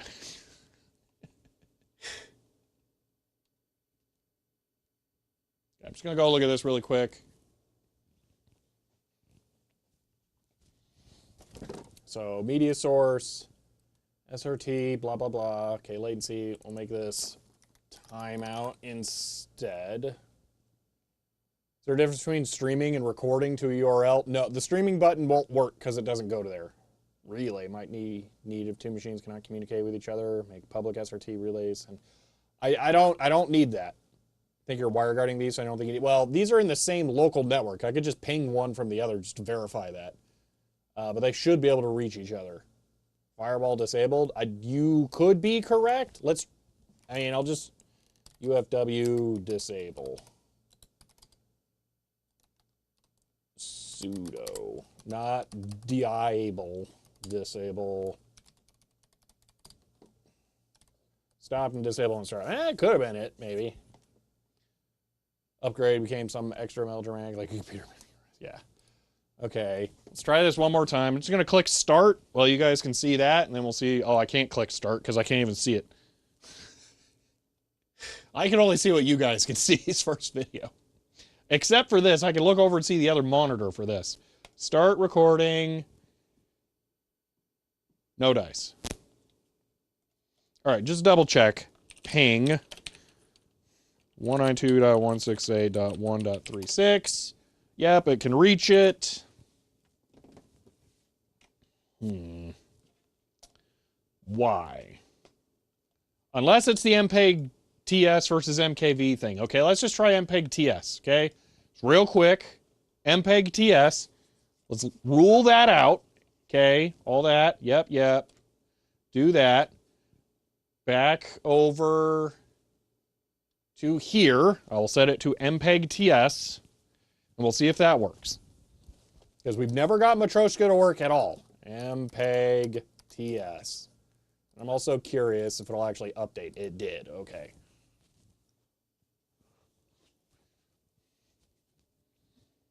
Back to this. Start recording. No dice. Why? OBS started in safe mode. Is it? I don't think it is. Well, it is in safe mode. Oh, also it just worked.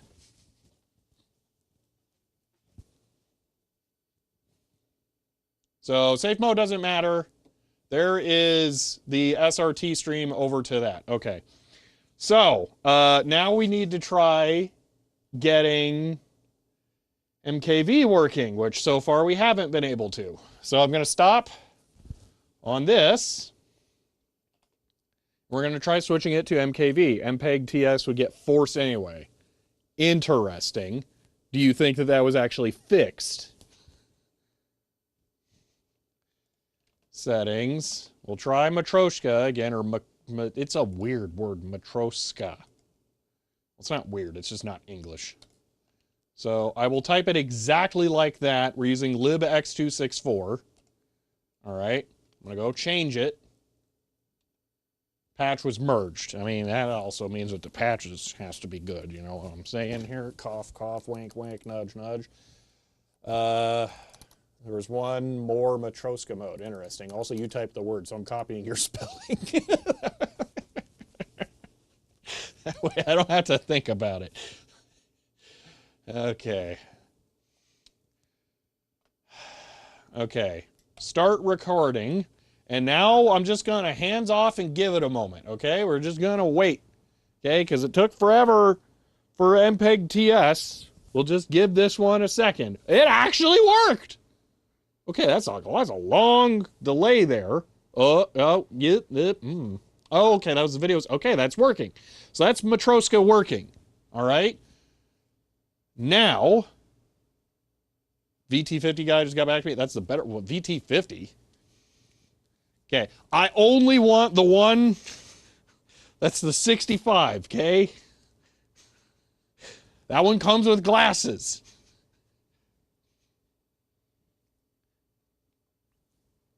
Okay. I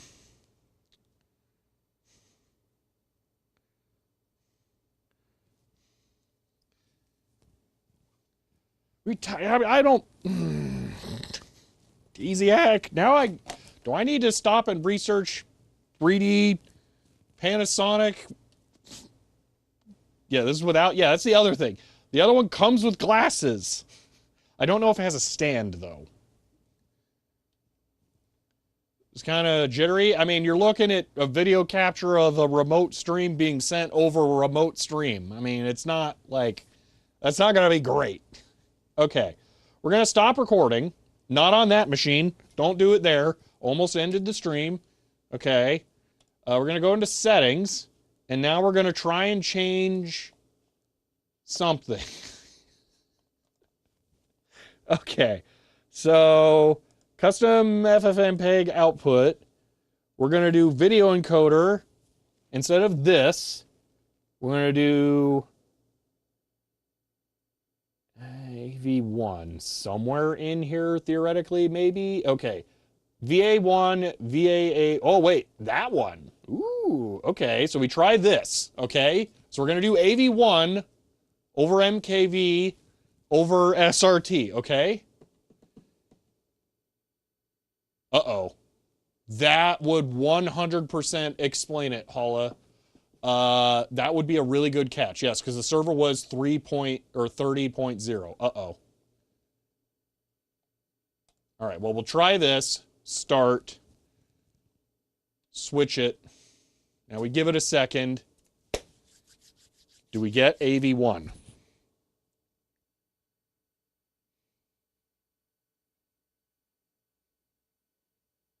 There was an error?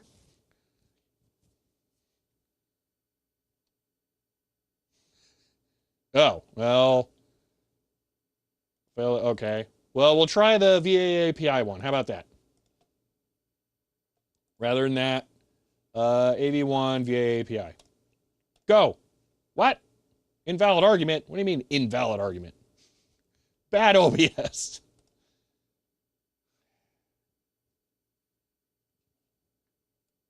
Yeah, that's the thing, Matrox. You got to look up the manuals to see which ones are compatible. The Panasonic I was looking at is it has the correct remote, if I remember correctly. It has the correct glasses. It is like the best or the second best one that was ever released, depending on how you look at it. QSV is for iGPUs. Oh, weird. Okay. But why did the VA API one not work then? Shouldn't that? Video encoder settings.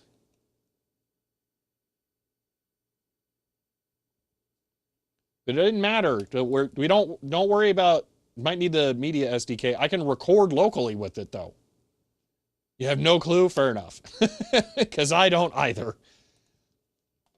This is the thing. If I go to settings, output, and then change it from custom FFmpeg output, I can do FFmpeg VA API AV1 there, and I can just record that. No problem. It goes into a video file right here.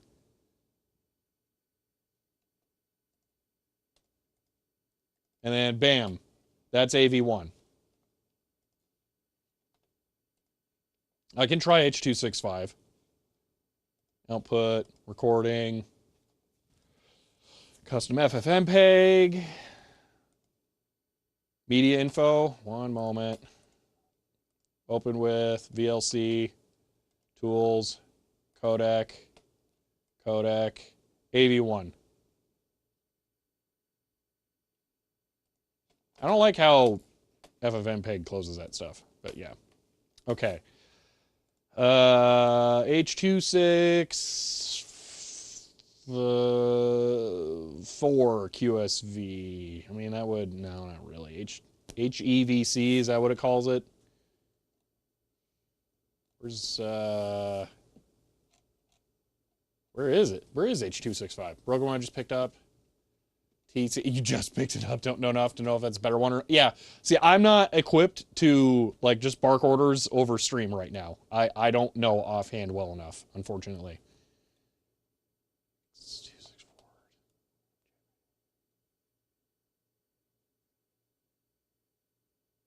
Then we can do MPEG-2 over hardware encoding.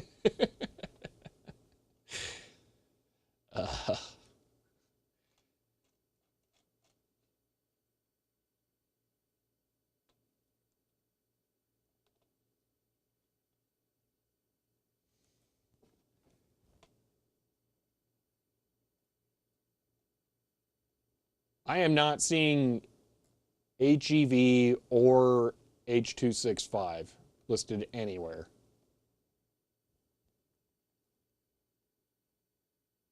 Only 15-minute drive, figured why not? I get it, yeah. I really want a plasma, and I really want a 3D display, and a 3D plasma just sounds like a really fun time. Could be a non-free codec thing. I installed the non-free media kit. Right there. Just do compress as intended, yeah. Could it be a MKV thing? MOV. HEVC, right there with MOV. So you can't do MKV with AV1, and you can't do AV1 and MOV, and you can't do HEVC in MKV. Oh my gosh. So HEVC VA API, and I'm just going to change this to Matroshka, and then it's gone. Yeah, it doesn't... Nope. Can't MOV over SRT? I don't know. We can find out. VA API, okay. Start, nope, fail. Is it all of the VA API stuff on FFmpeg? Wait a minute. Doesn't have the stand. That's a big deal, DZAC. That's a huge deal, because that's the exact same problem I have with the Qualia 005. Those old TVs are super heavy and, like, ridiculous to try and put on a stand.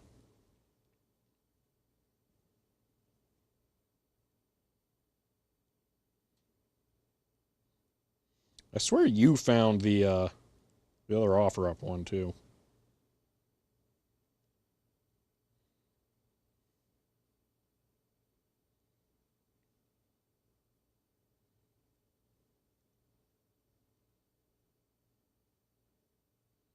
I'm getting very distracted here, sorry.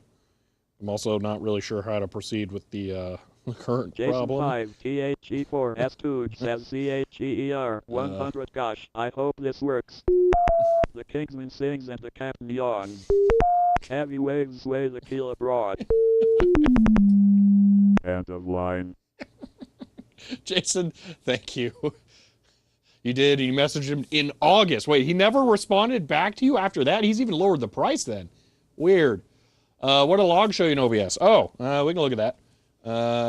Cancel, help, log files, show log files, log. Okay. We'll look at all that data that may or may not be of relevance. Okay. Okay. This was something to do with the one of them things. Failed to open, invalid argument. That didn't help. Failed to open codec, unknown error. ADV output stopping. Well, I think that one worked. I don't think it's, there's nothing here. No, it says the exact same thing that it says in the error message. Failed to open codec, unknown error occurred. FFmpeg data in it failed. Excuse me, I can look at that. FFmpeg dash encoders. I assume it's a single dash because it's stupid. Yep. So many things. Okay. AV1, yeah. So, yep. Direct rendering method 1. I don't know what that means. I can try HEVC and MP4. There's just a lot of knobs to flip here right now, and that's not really one that we need to worry about. Because ideally, we can switch to AV1 right now.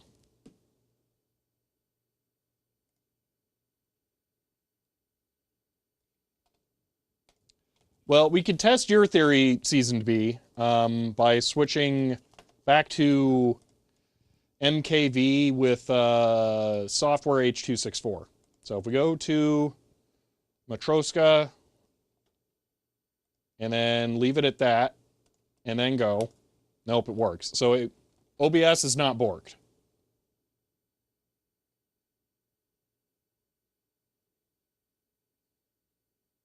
What are we trying to solve? We are trying to stick a better codec through SRT in OBS. Ideally AV1.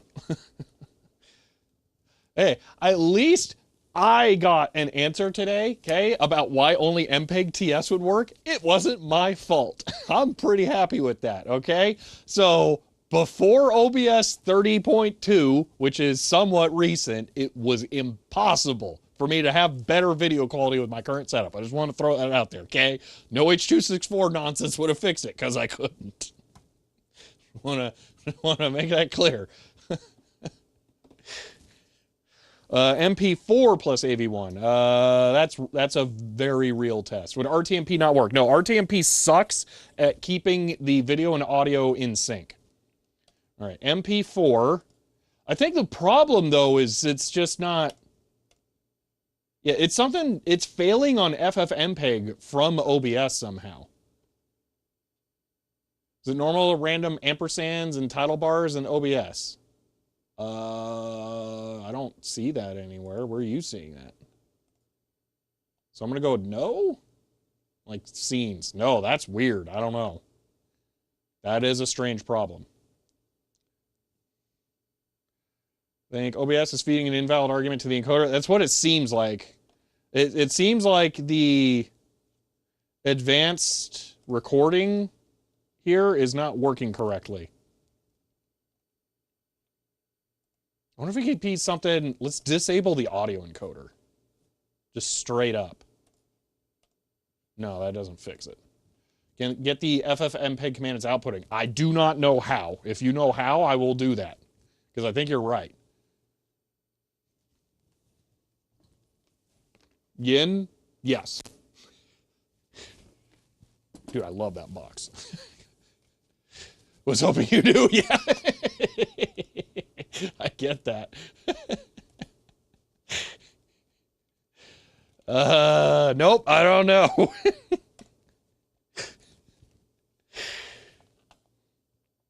Output. I swear there was a, like,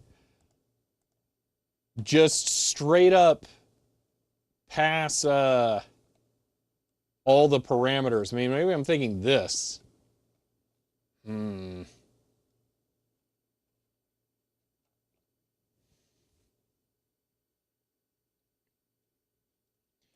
For giggles, let's just try H265 over MP4. Opening error, invalid argument. I don't think that's because of the other machine. So, Paul Guy, it doesn't show the FFmpeg command there. So this is the log file. It just shows some error. So error opening SRT, invalid argument, but then doesn't say what the argument is. Just as an example. With verbose for more detailed logs. I did not know that was a thing. We can. OBS. That was weird. Dash dash verbose. OBS is still running. It shouldn't be. Kill all OBS.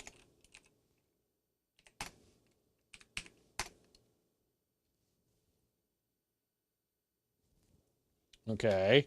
Start. It fails. Whatever. Help. Log file. View current log file. There is more stuff logged there, for sure. I kind of wish it stopped showing that. Okay, V4L input, error opening, final rate factor, H264 core. Is that like all of the encoders supported or something?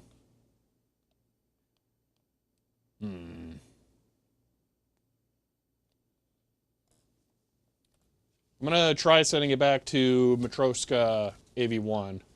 Run a dedicated terminal so you can browse the logs. I mean, I kind of have it in a dedicated terminal, you know, slightly, sort of, almost.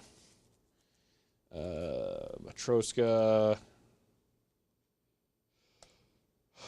Start. That worked. Okay. Go back to this. Look at the log file.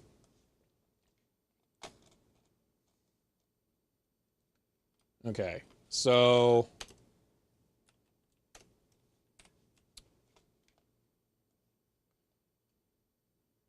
and send teleport plugin back away. I mean, yeah, probably.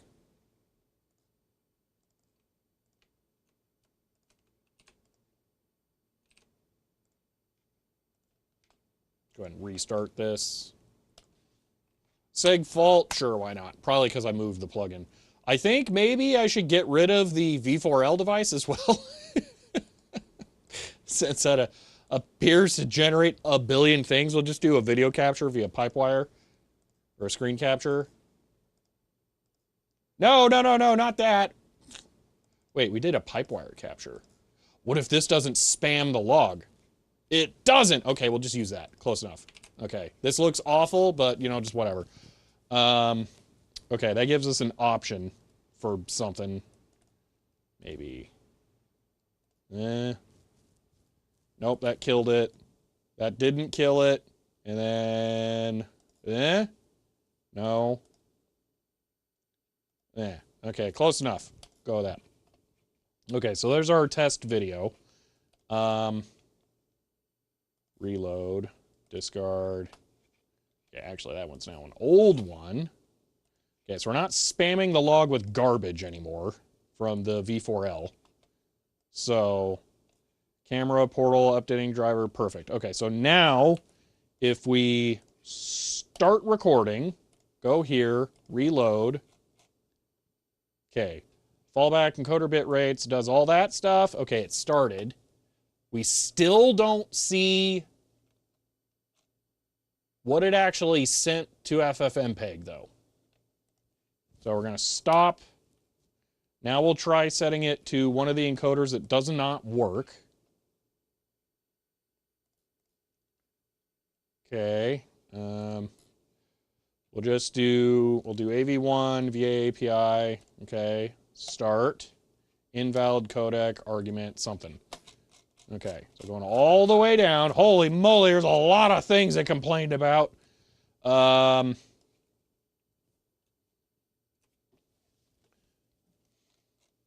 VA API initializing, trying to open iDriver, found function, display initialize. Okay, that actually all looks like it's working.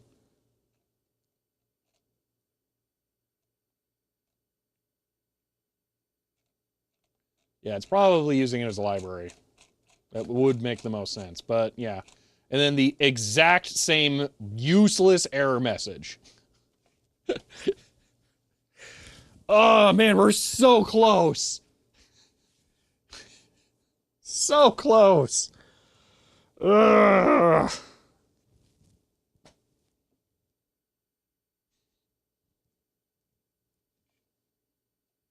What does this button do? That's not helpful. Something isn't supported by the device, can't read it. I get it.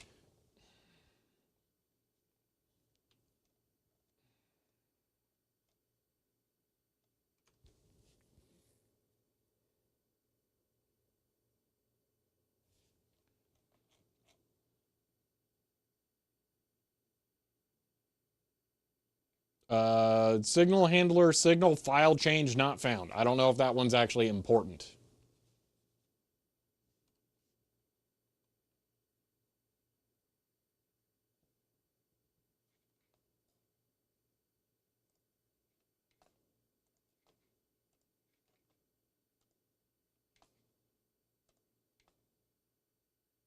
VAR info, I did install it.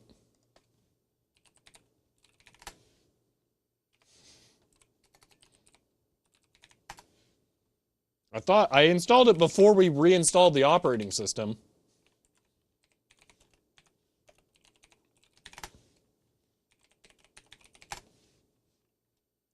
Or apparently not.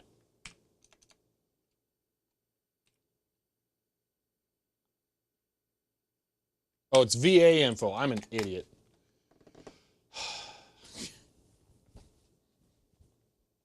I literally disabled audio encoding. Display, DRM, device, oh my gosh. VA info, okay, that shows a whole lot of stuff. VA info, -- display, DRM, device, dev, DRI, render, D128. Failed to initialize display device DRM.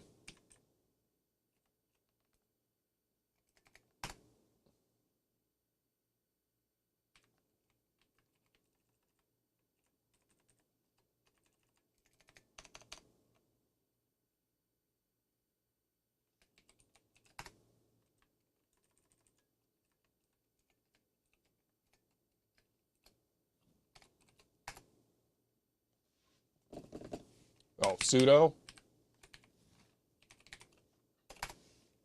Nope. Do I have onboard video enabled? Probably.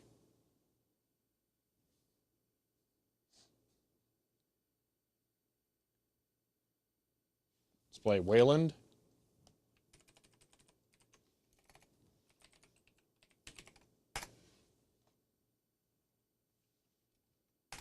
I mean, it's a garbage video doodad. Output, recording.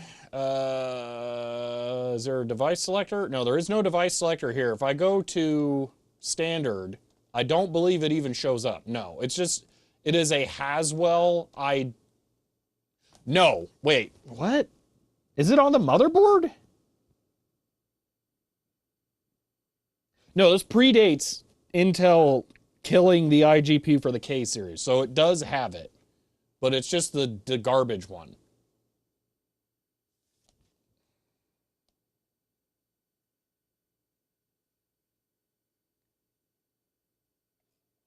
I mean, this is the, I mean, it's even calling it the ARC. But then this, we don't have a way of specifying. Do I need to specify a device somehow? Using this?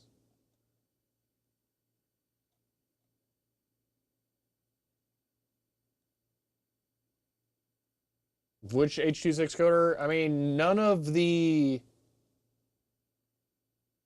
It seems like everything that actually... Oh, hold on. Yes. Yes.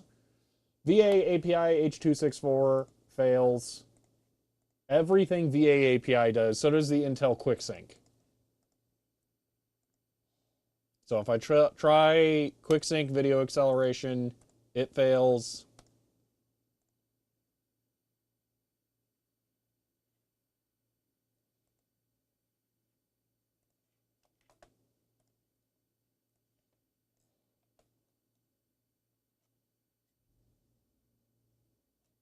Wait, that looks important.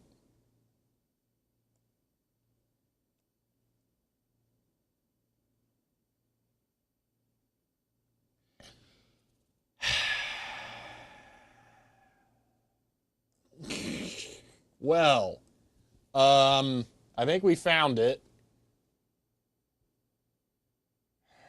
It is trying to use the iGPU.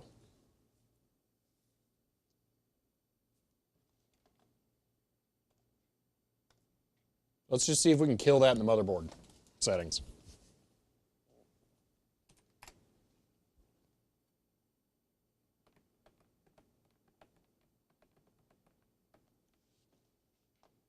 Log out anyway, just do it. I don't remember what the key is. Is it spam delete? Probably, maybe. I don't know. I'm going to assume it's going to tell me.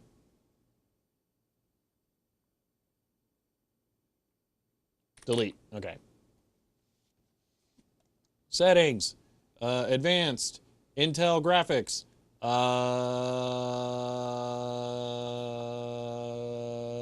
It looks like I can't disable it.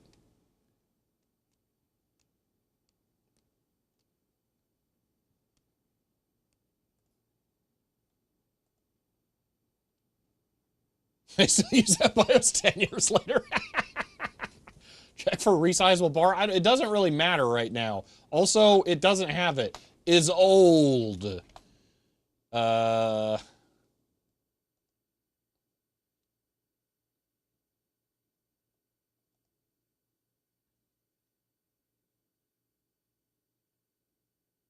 mean, we got ARC working. That's not the problem. The problem is that there's no option to... We may just have to specify the device. Advanced, integrated, peripherals. Yeah, I don't think... The video card doesn't count as this. This is like the platform chip stuff. It's not going to be in there.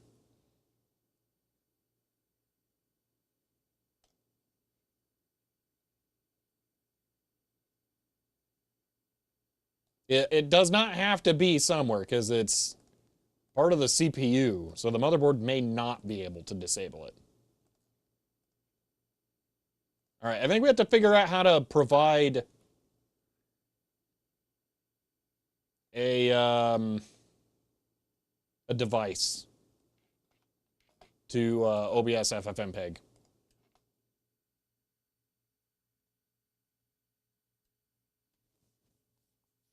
Resizable bar, I don't think exists on this system.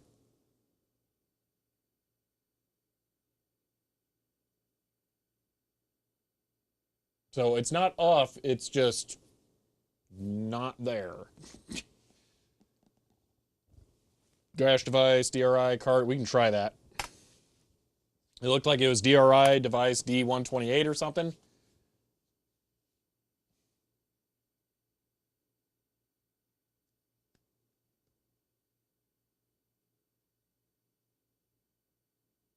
All right, that's good to know. Wet.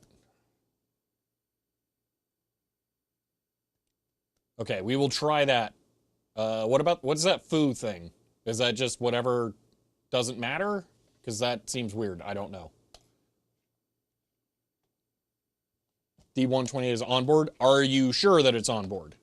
Wayland diagnosed. Should be launched under a K-Win under Wayland. I don't care.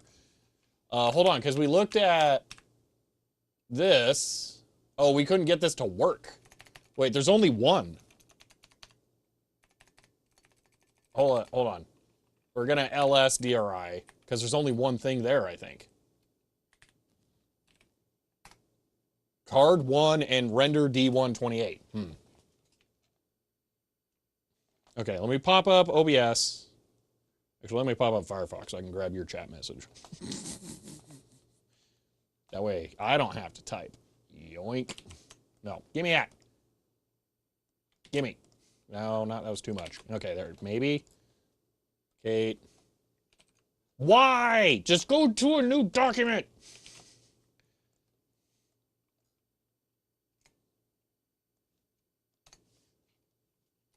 Try LS mod. I wonder what driver it's using. Okay, one moment. LS mod. That's a lot of stuff. One moment. We are over time now, and I kind of just want to throw this command in there and see if it works. Output, recording, video encoder settings, this, okay, start, fail, okay. Huh.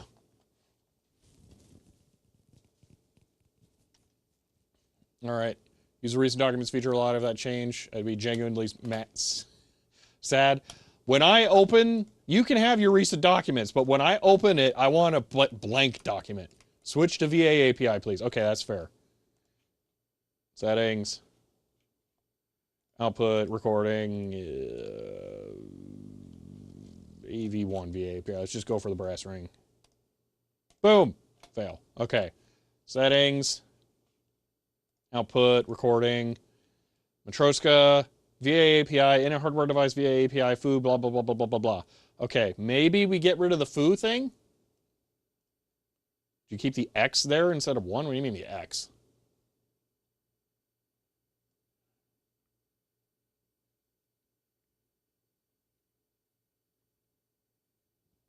Hardware, Excel, okay, that's a whole lot of text.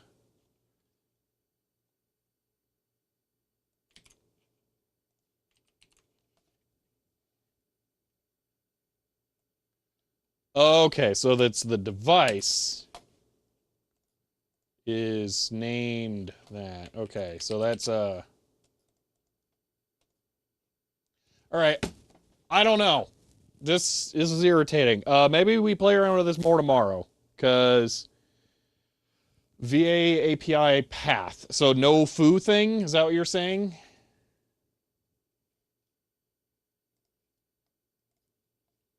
So just get rid of the foo thing? No foo, okay. I'm just gonna get rid of this. No. And I'm gonna guess it's still the exact same thing in the logs. It's still wrong. Hold on, let me look at it. You're saying my thing is still wrong? Output, recording, hardware device, VA API, DRI, D-render, D128. What am I missing? Hold on. Init, hardware device, VIA, API, colon. Okay, so you're saying that. Okay, still fail.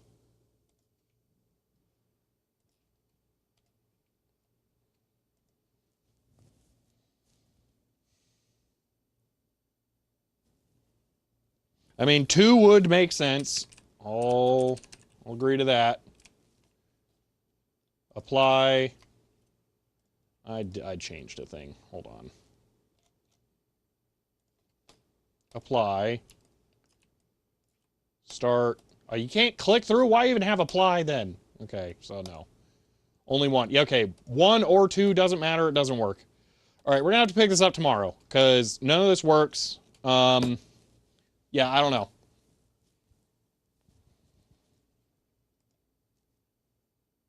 Is it 2 dashes? On hardware, FFmpeg's stupid, so I don't know. Yeah, can you make FFmpeg give some logs through this? No. That's the thing. Yeah, I don't know. I'll look up FFmpeg VA API through the output over the thing. I'll try it on my laptop to see if I can get VA API working on there, because if it doesn't work on there, then I can troubleshoot this at home with a real computer.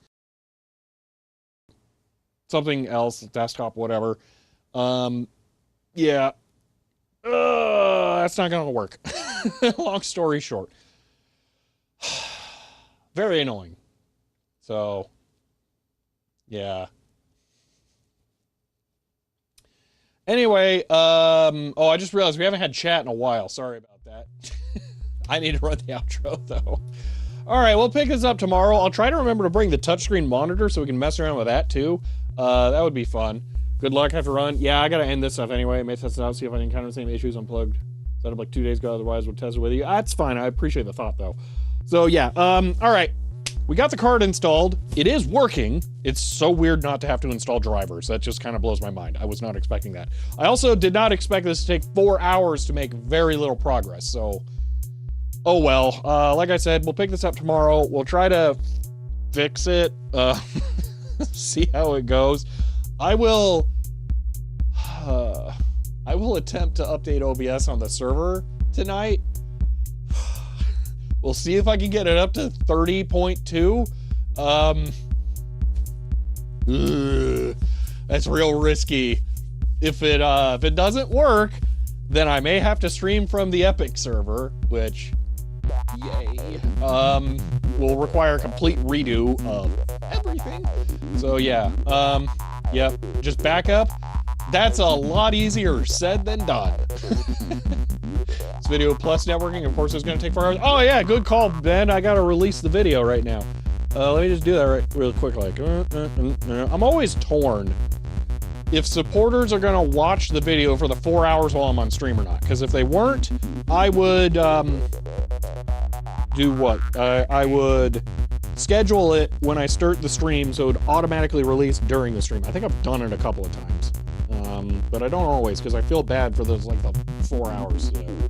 Pulling the drive before you start. That sounds like it would be a smart thing, but then I'd have to, like, open the server, and, you know, now it's in a rack, so I can't just walk over to it and slide the top off, so I'd have to, like, slide it forward. So, I don't know. That sounds like effort.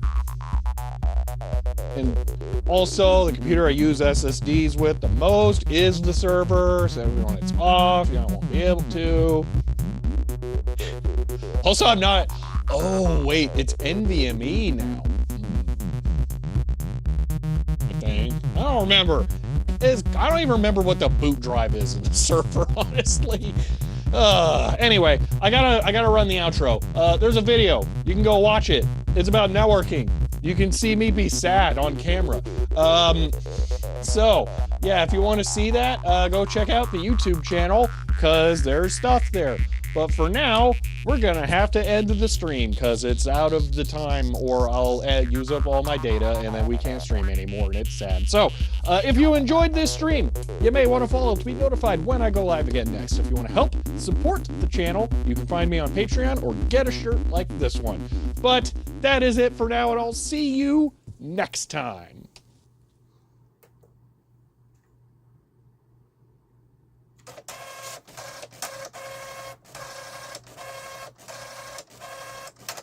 And now I need to remember before I leave to go ban all of the inappropriate bot accounts that will inevitably comment on the video in the first 3 minutes. Yay!